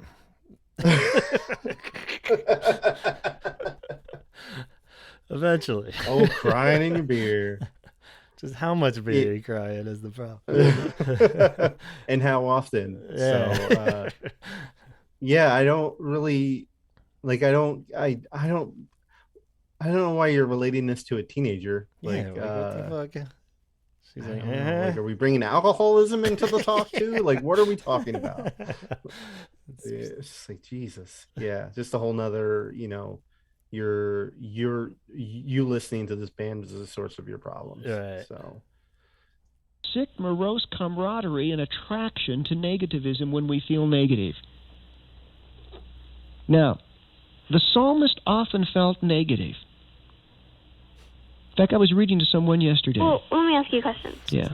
Do you feel that, as you called it, Gothic rock, which I looked the word Gothic up, and it means rude and barbaric, and I do not feel that's describing The Cure at all. Well, I think The Cure is only remotely a Gothic band. They have their roots in Gothic, but they're not a Gothic band like Christian Death is, okay? Now, but you're not... The psalmist said, I am poor and needy. I mean, you got to give him a little credit for knowing. Yeah, he must have read his Wikipedia entry at least or something. Well, they had Wikipedia back then. Come on. Yeah, true. He pulled out his Encarta CD and put it on his Windows 95. There's no way he would have not brought up pornography though if he knew about how dark the early shit was. Yeah, and just like even the name of it. Yeah, exactly. Just the I thought name. For sure that would have come up, but no. But or even faith, like as just like a religious. Yeah, the whole album's totally what he's talking about more than any of this. Yeah. But what's that definition she got too? Gothic is rude and barbaric? What the fuck? Yeah, okay. All right. Not sure what dictionary she's looking that up, but okay, let's not dwell on that. This is just like a semantics argument then. Yeah. But yeah, I don't like it. I found it funny that he knows. That's what's so upsetting about this interview is that like on just like the, I don't know, the points of it is just that he knows who Christian Death is. Yeah. And like in the interview I played before, he knows who Deicide is, and like he knows these bands and he knows the music. Yeah. But how do you not know pornography and faith? Yeah. Like why are I don't understand. Those are the two that you could pull up and be like, you could make a solid argument. Right. Even though I won't agree with you, you can make a better argument than you are making right now. You know? So yeah, that's what I get. It's like, yeah, and why? And if he knows all that shit, like he should know that The Cure is not the fucking band to die on this hill about, being a huge bad influence and stuff. I mean, they're just not, it's like just because he looks the way he looks, I think has a huge part of it, and it's just like, yeah, what the fuck, dude? It's like, they've had plenty of pop hits at this point, go watch the fucking Why Can't I Be You video and tell me. Then he'll get all riled up. Yeah, he might have an issue about that. Sure. Or maybe maybe not. that's not the one for him to watch, but anyway. When you say you're depressed, you're poor and needy, right? Yeah. But what does the psalmist go on to say? Teach me thy way, O Lord. I will walk in thy truth. I will praise you with all my heart. I will glorify your name forevermore. For you are a God full of compassion, gracious, long-suffering, plenteous in mercy and truth. You see, as you read through all the Psalms, you find you put a beat behind that, and that slaps. Otherwise, I just doze off for a second. Majesty of the Lord. Now, do you get the point? I think so. The point is that when we're depressed and when we're in need, instead of associating with things that amplify that depression, we should be doing what we don't want to do, what is negative, what is hard for us to do at that time, but that is reach out and praise God. But are you saying that if someone listens to The Cure, that they're going to become very morbid and... Yes, that is exactly what I'm saying. I love The Cure, and every time... So... Yes. It is going to happen. He was so this was the point all along. Yeah. You're doomed. Fuck.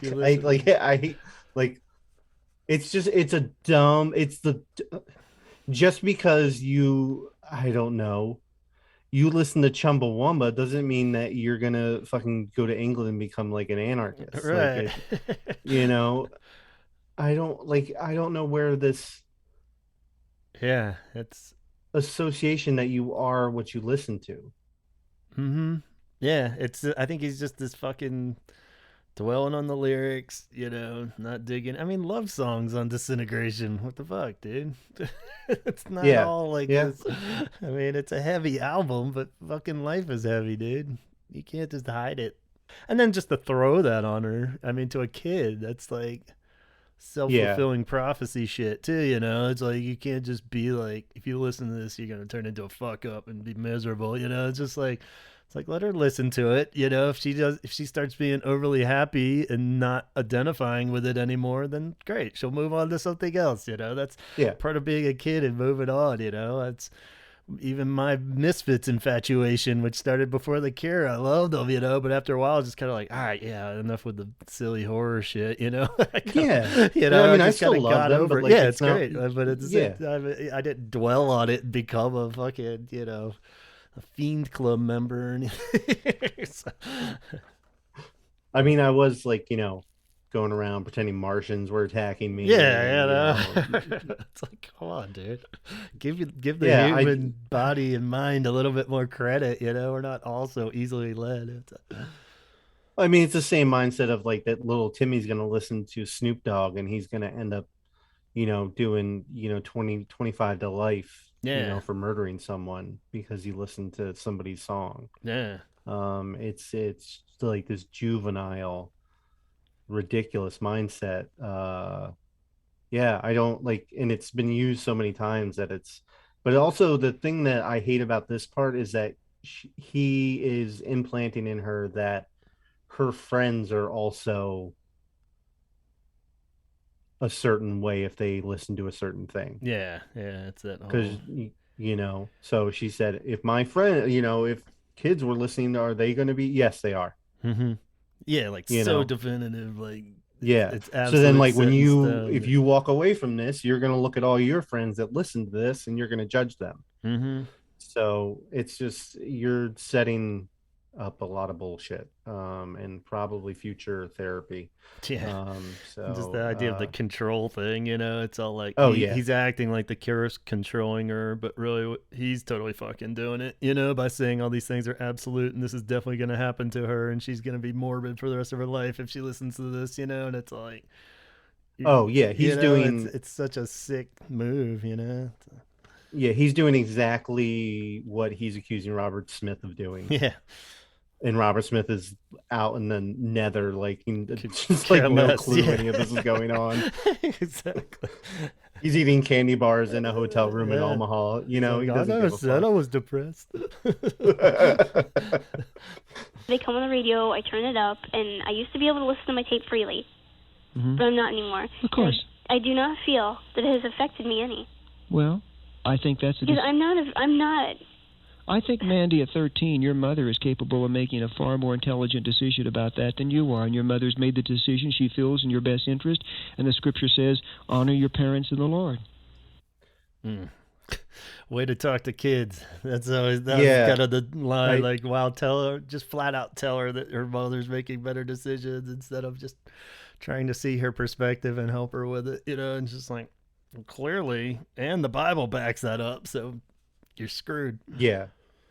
So as Gavin and I are both fathers, your son, when he eventually gets to 13, how much independence do you give your son at that point? Because I know where you're going to go, because I know you and I've seen your kid and I know how great of you and your wife are with him.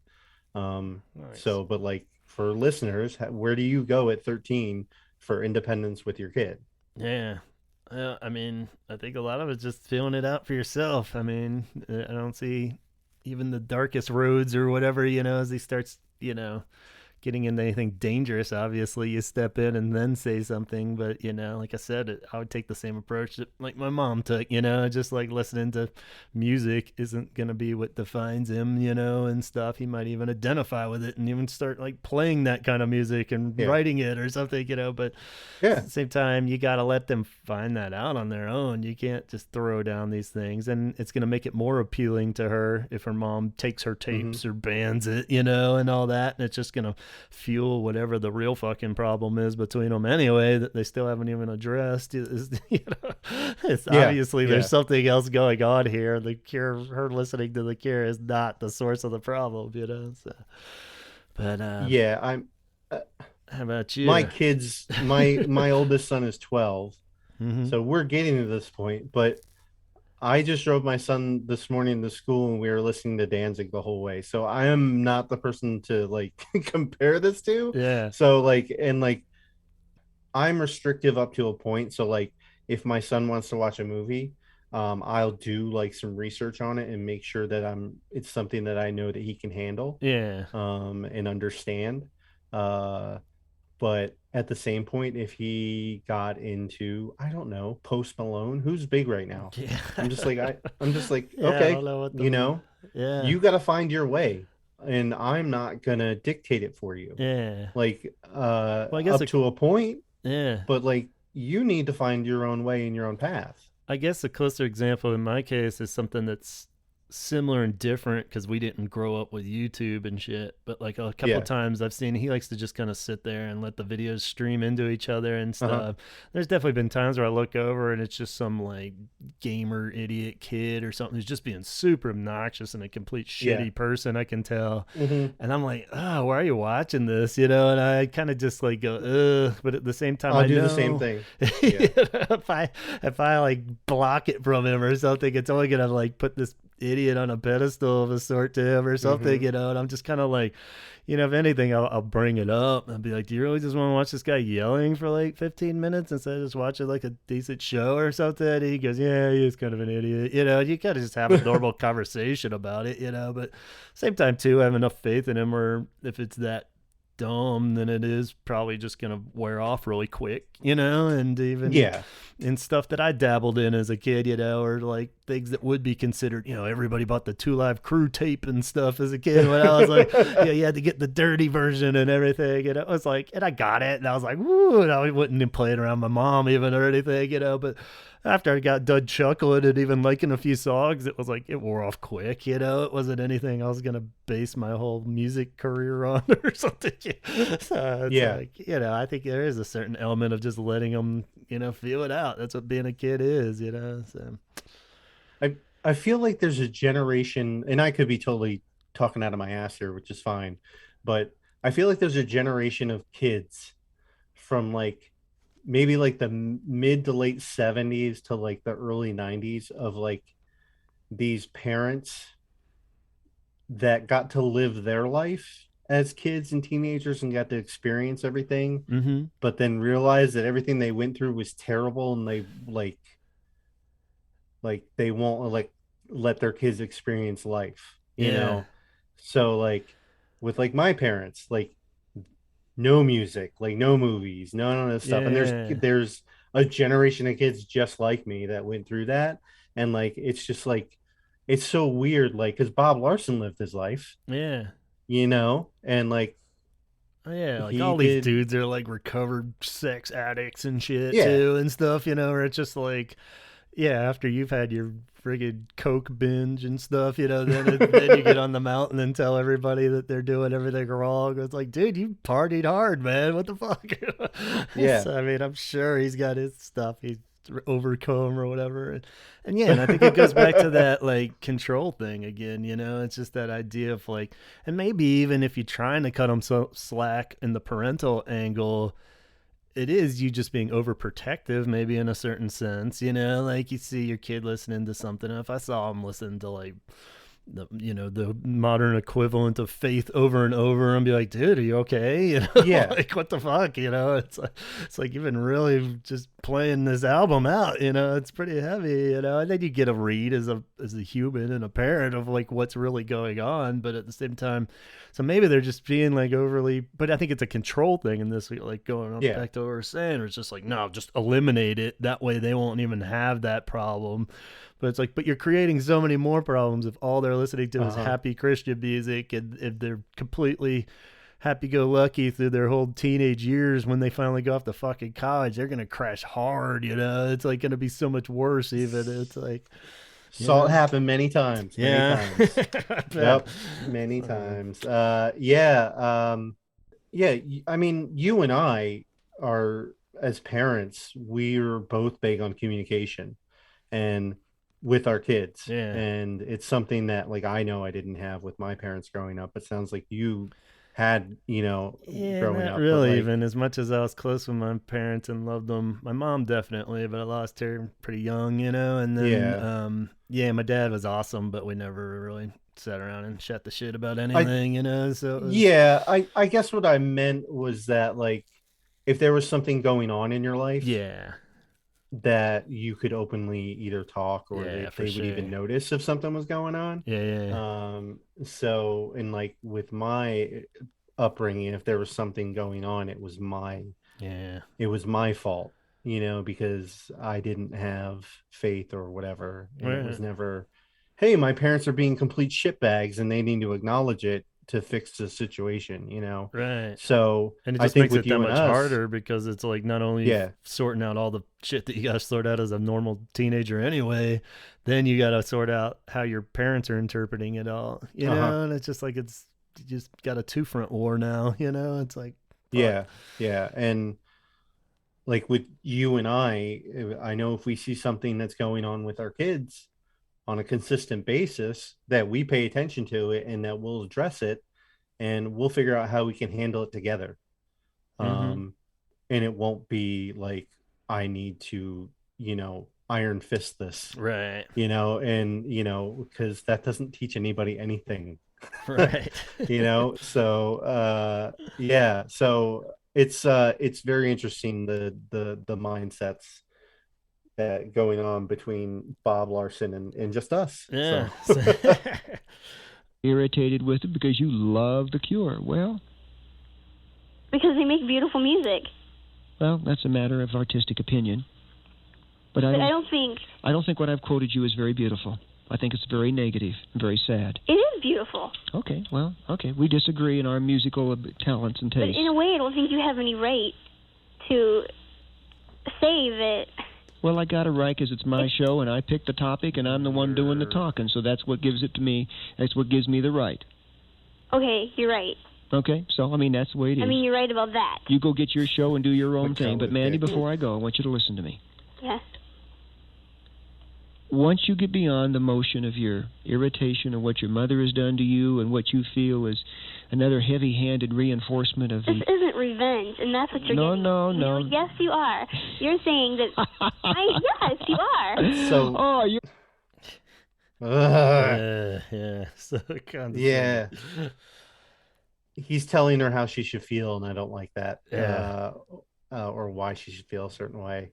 And she's trying to express herself, and he's not letting her, and that's... I hate that. A pistol, Mandy. I tell you what, you're a character. No, but you're trying to say... I'm not sure if I saw you right now if I'd want to turn you over my knee and give you a big hug. Oh, God, it's so gross. Turn you over my knee and give you a spank or give you a hug. It's like, you should do neither. Yeah, fucking both creep. are sexual assault, Bob. Just listen to me. That's all you need to do. You don't have to spank me or hug me. Those are the only two grounds if you see a 13-year-old girl in front of you. Is to spank them hard or to give them a big old hug and embrace. Oh, God, it's so fucking gross. Is this where we finally ask what's actually wrong? Like, I think so. I think we're getting to it. You're trying to say that I'm trying to get, like... I'm not trying to say you're trying to get rebellious. I'm saying you are rebellious. Oh, Dad, then I'm trying to get back at my mom for taking away my tape. Well, you are. What kind of problems you got in your life? What is it There's that an makes you edit depressed? there. I mean, that's... what does a 13-year-old girl get depressed about? Just about everything. Like? I wish I had almost had Chrissy here just for this question. It's like, what does a 13-year-old girl have to be depressed about? Yeah, I just want to like put my, my chin on my hand and just like listen to her. I was like, what does a 13-year-old girl have to get depressed about? What could she possibly have to be? When she says everything, she literally means everything. Yeah, and like let's as much as we don't have a place to speak to on this, Bob Larson certainly doesn't have any type of platform to speak on this.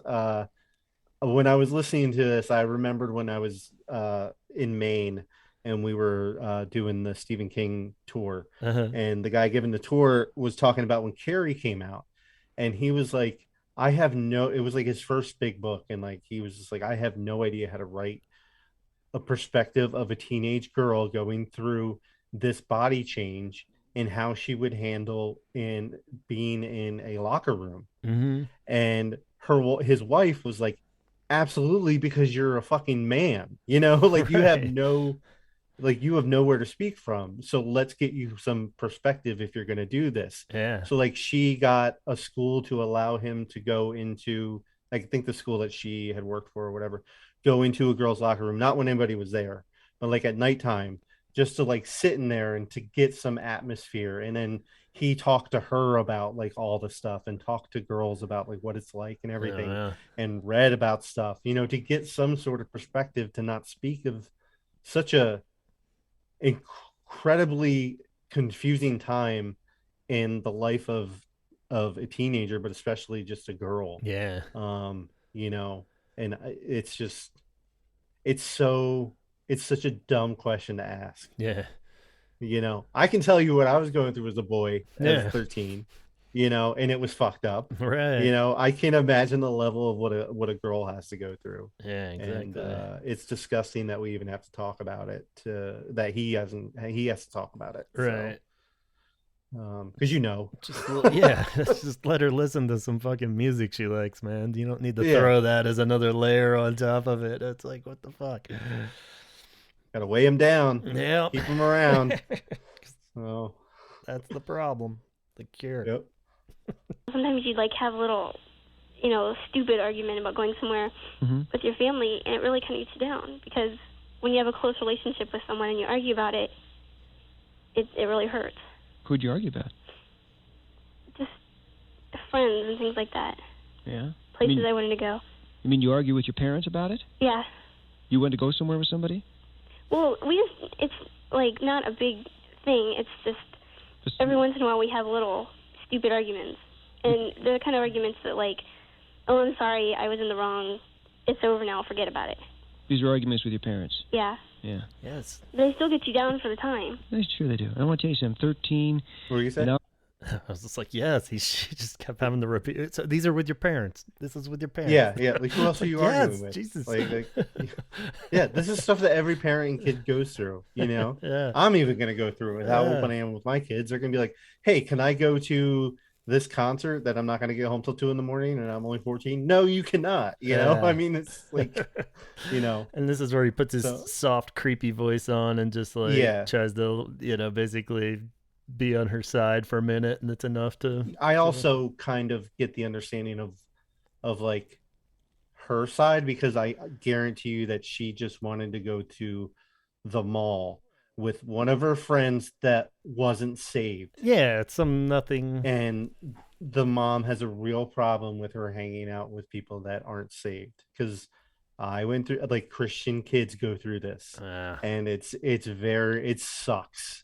Because you can have kids in your neighborhood that you want to hang out with that aren't saved, and your parents won't let you to hang out with them. They just won't let you, and I got into a lot of arguments and stuff like this, And I think she's getting that too, where he keeps kind of grilling her for a specific thing. It's like, it's just little silly stuff, you know, but at the same time, she can't really articulate that because it's hard, you know. It's just like, yeah, you're just at an awkward age and your parents are all frustrated for whatever the hell reason, you know, and it's just like, he's like, well, what is it? Was it an argument with her friend? You know, it's just like, what? Just it's everything. I think he was trying to fish some information out of her of like she's been caught smoking, or, exactly, you know, making out with boys, or God forbid anything worse he was imagining, but like to use that as ammo against her. It's like, totally. Well, see, did you start doing this before you listened to The Cure? You know, so you're giving your body away to Satan. So jackass. Society is a very difficult age to go through. It's a tough age, and the world's yanking at you from every direction, and it's not easy to be a young woman in that kind of a time. And one can be awfully prone to Let me depression. yank What on else? you a little bit more with my guilt, you know. Hey, Mandy? Yeah. If they get you depressed and they bother you, they're not silly. Don't treat them lightly. If they're important to you, they're important. Okay? And right. Okay. That fucking shit pissed me off. I know. It's like, because he knew what he was doing. Yeah. He was making her vulnerable, and he was putting to her that some validity, even though he totally invalidated everything before that. Mm-hmm. And now he's adding validity to how she feels and sets her up. Yeah. So yeah, it's like you just showed that you're on her side. Now she feels fucking guilty for snapping at him, you know, and it just like totally wins her back so easy. And that's what hurts so bad at the end of this, where it's just like, she's like, yeah, I guess you're right. You know, and it's just, oh man, it's sad because you just see that he was just like, oh, now you're going to be fucking cool to her. He should have said that from the start of all this. You know, it's like, it's easy to be depressed. You know, if he really feels that way, he could have just, you know, like said, hey, look, I know it's a hard age, you know, nothing silly if it's getting you down. And if this helps, then fine. But, you know, and then lead into it. Don't fucking. Yeah. You could do like a very balanced act of like, even if you're going to base it off of Christianity, you can do it a lot easier and a lot nicer. And, you know, you don't have to complete manipulation. Yeah. And he understands it, and he knows that it's his platform, and he's controlling the conversation. And it's really disgusting to see it from the beginning to the end. So Bob, I'm sorry for calling you rude. That's okay. I've been called worse. The voice. But I know, God. But what? I'm starting to realize that, okay, well, I started using The Cure as a way out over the summer because I had a lot of problems this summer.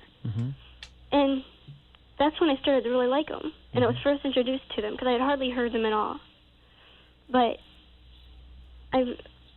you guys at the station have helped me realize that, I mean, maybe I do like the music, and the words are morbid. And I've started to realize that. And I shouldn't use them as a way out. You're right. And if you know Jesus, the way out in time of need is turning to Him. All right. I think that's where we're going to stop it. It's like there's another 3 minutes plus to the video. I don't even know where it just turned so quick. I was like, what? You were being so like awesome and standing up for yourself. And then he just, like we said, he just buttered her up there and she fucking went for it. But at the same time, I was like, God, this guy. Yeah. I'm going to give a little bit in there because there was some editing. So I don't know how long that conversation went on for, but still it was. Yeah, maybe there was some huge part that we're missing or something. Because then he totally there's a part two where he says it's okay to like them, and he goes over, he's like, it's all right, and he's like, but then like 2 sentences later he's all like, we all make mistakes. So it's like you can't say it's okay to like them but then say it's a mistake, you know. And then she's totally convinced, and she's acting like The Cure's fucking heroin at this point. She's like, you're right, I did dabble in the Cure last summer when shit was bad, but I realized they were just an escape for me, and that maybe I shouldn't be using them as much as I do. And it was like, what's fucking pop band, man? What do you? What the fuck? Poor man. Oh my god. Yeah, I was like really heavy on E last summer because like shit with my parents weren't going well, but like it's just a crutch, man. And I'm just like, Jesus Christ. It's a fucking band. Like I'm just like, yeah, and like it's there's more going on there. Yeah. Like you can hear in her voice that there's something heavier going on, and it might be like a breakup with a boy, but it might be something deeper. Maybe that's what they cut out too, maybe, but like at the same time, I'm like, this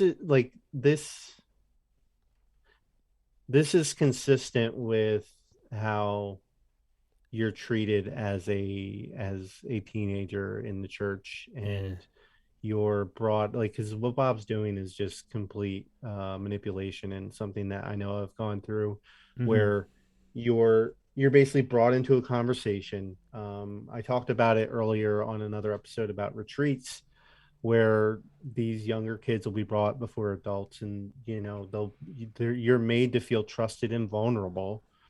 And once you let out these vulnerabilities and stuff that's happened to you, or even if you've been abused or you've gone through stuff, then that's used around to manipulate you into thinking other things or doing other things.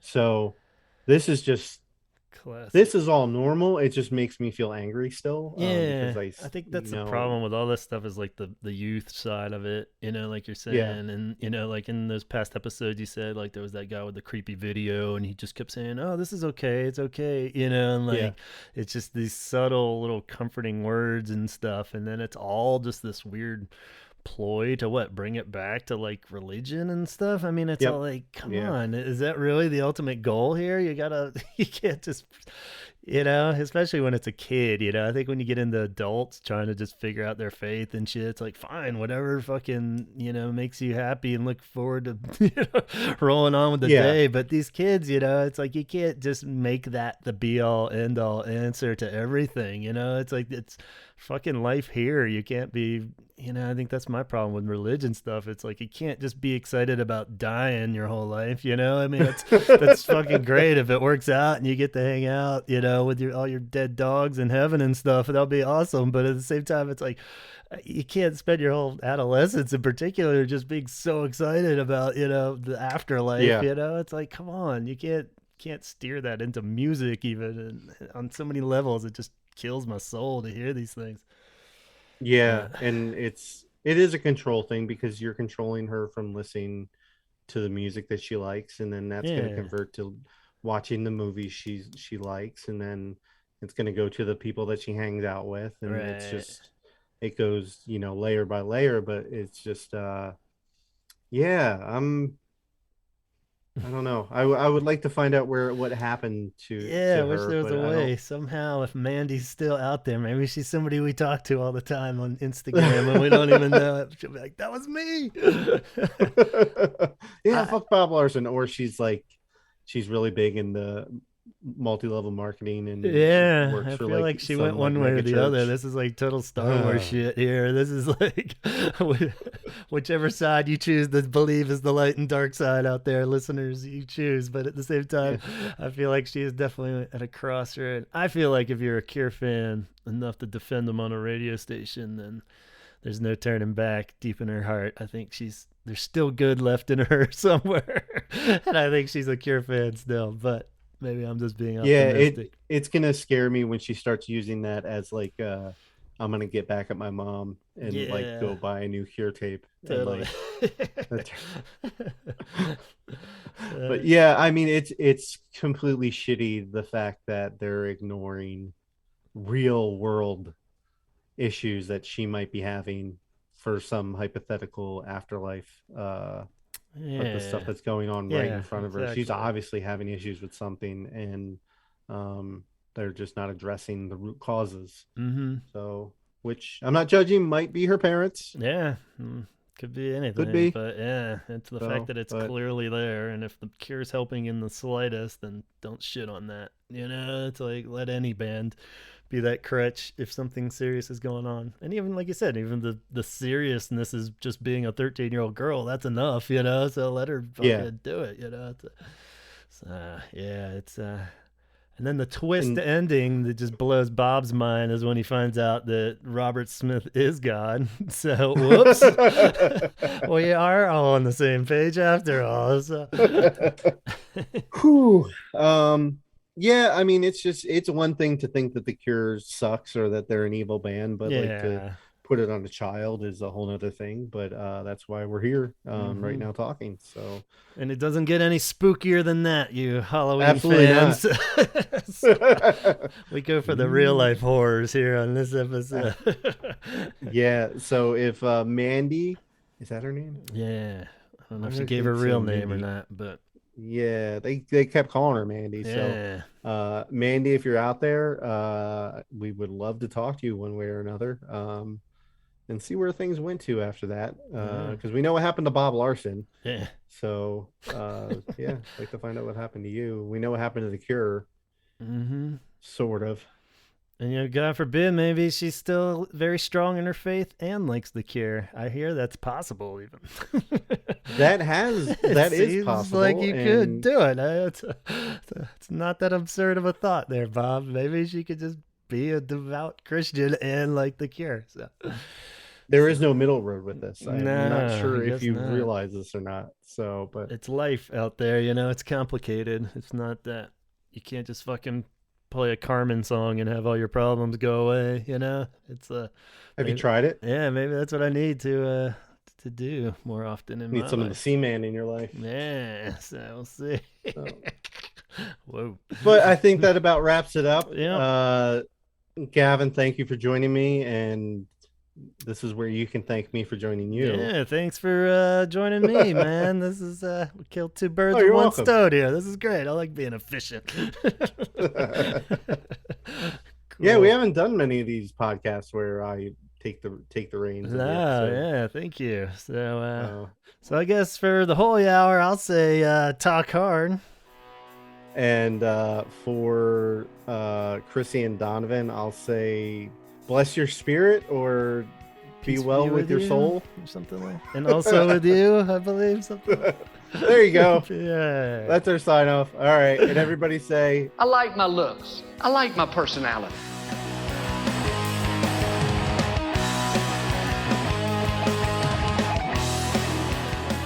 All right, guys, thanks so much, Chaz, for making this one happen. And special thank you to Mandy, wherever you are out there. Hope you're holding up strong and have found your way back to the Cure. And any Excommunication Station listeners that are joining us for the first time, welcome, and I hope you enjoyed the show. Be sure to check out other episodes, especially if you're into the Cure. As far as our devoted Holy Hour listeners, thank you so much for listening. I hope you enjoyed this very spooktacular Halloween episode, and also check out Excommunication Station everywhere you listen to podcasts, and you can follow them at XCOMPod on Instagram and on Facebook as well. And here to give me a big shout out help for our Patreon crew is our good buddy Satan. Oh, hey man, love the show. You want to read off the names there, Satan? Oh yeah, thanks man. Alright, here we go. We got Donna, we got Craig, Jeff Hilton, Jeff Cortland Jones, Suzanne, we got John, Ben, Allison, and of course Alan. And we got special shout outs. Well, actually, yeah, I'll do these. Okay. Yeah. Alright, I'm gonna go listen to Bloodflowers. Yeah. Love that shit. Peace out, talk hard. Alright, enjoy. Yeah, I figure I'll take it from here. Thanks, Satan. Fuck you. Okay, so yeah, Kate, our buddy Kate, has an amazing online shop called CureThreads.com, and it offers all kinds of products that include original Cure-inspired artwork and designs created by Kate herself. And remember, up until 12 midnight, Halloween, October 31st, you can receive 20% off any order if you use the code BLACKOCTOBER2021. So head on over. You're running out of time. You got just a couple days here after this post, and it's the end of Halloween. And use Black October 2021. You'll receive 20% off your order. And, of course, all orders over $50 will also receive free domestic shipping. So act fast, get the discount, and start your holiday shopping now even, so you can make sure everything gets there in time. I finally gave in and got my son that Love Cats shirt, and he absolutely loves it. And I got a fuchsia shirt on the way. I can't wait to see it. It's going to be awesome. So clearly, there's things for everyone over at CureThreads.com. Go make everyone happy this holiday season and get your holiday shopping in with all kinds of stuff at CureThreads.com. And if you can't buy someone a rad-ass shirt from CureThreads.com, Matt would like you to consider the ultimate gift this Halloween, your blood. Yes, don't worry, it's not as creepy as it sounds. The Red Cross Blood Donor app is easy to use and an easy way to schedule an appointment and go give blood. And also you can track where your blood goes from there. So if you're really attached to it, you can follow it the whole way down the line. And as long as your heart is bumping, you have plenty of blood. So don't worry about losing it. You'll make more. And then people in need out there will appreciate it. If you dig the idea but don't want to use the app, that's cool too. Just contact your local blood banks and hospitals, and they should be able to steer you in the right direction. Scott Kruger is not only an amazing artist who you should follow on Instagram under the Art of Scott Solo, he's also a co-host of the best Star Wars podcast in the galaxy. It's called the Sarlacc Digest, and you can watch it live on Monday nights on YouTube at 8 p.m. Pacific Standard Time. They hash out all of the latest news, rumors, and line talk for everything Star Wars related. No matter what level Star Wars fan you are, they'll cover it for you. And 2022 is going to be a huge year for Star Wars content. So get in on the action, get familiar with the show now, and you'll be ready to join the party next year. And if you're more just into audio podcasts, they are available everywhere you listen to podcasts as well. So backtrack and listen to all the great episodes there, everywhere you listen to podcasts. But catch the live shows on Monday night. They're a blast. I'll hang out in the chat room with you if you're kind of worried about just being there by yourself. Don't worry, there's a whole welcoming, wonderful crew. So come say hi, we'll hang out, we'll talk Star Wars with them. What do you say? We'll make it a date next Monday night. And Lisa up in Calgary would like the Holy Hour listeners to know about Dickens, a pub/venue up there. And it hosts a wide range of live shows and events and the best kind of dancing and drinking you could ever hope for. You can find all that they have to offer at DickensYYC.com. And if you've really been enjoying their live streams, you're still in luck.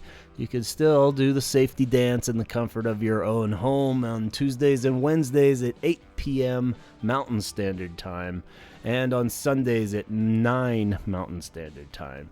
Just go to Dickens YYC on Twitch, and you can be a part of that action. And, of course, before we sign off, again, special thank you to Chaz. And be sure to check out his Cure shirts that he's always putting up for sale at 17secondshirts.bigcartel.com, or you can follow him on Instagram at 17_seconds and see what the latest one he's created and put up for pre-order is. So always cool stuff popping up, and you gotta act fast, and you're only gonna find those shirts there. So keep your eyes peeled. 17secondshirts.bigcartel.com. And that should do it. Sorry, this is a longer one, but it's a special day, the greatest holiday ever. I hope you have a wonderful Halloween out there. Be safe. Don't forget to post any Cure-related pictures all over Instagram or even on our Facebook site. We'd love to see them, or even just your Halloween costumes. I love to see Halloween costumes. So have a wonderful Halloween out there, everybody, and thanks for listening. And, yeah, we'll catch you next time. Talk hard.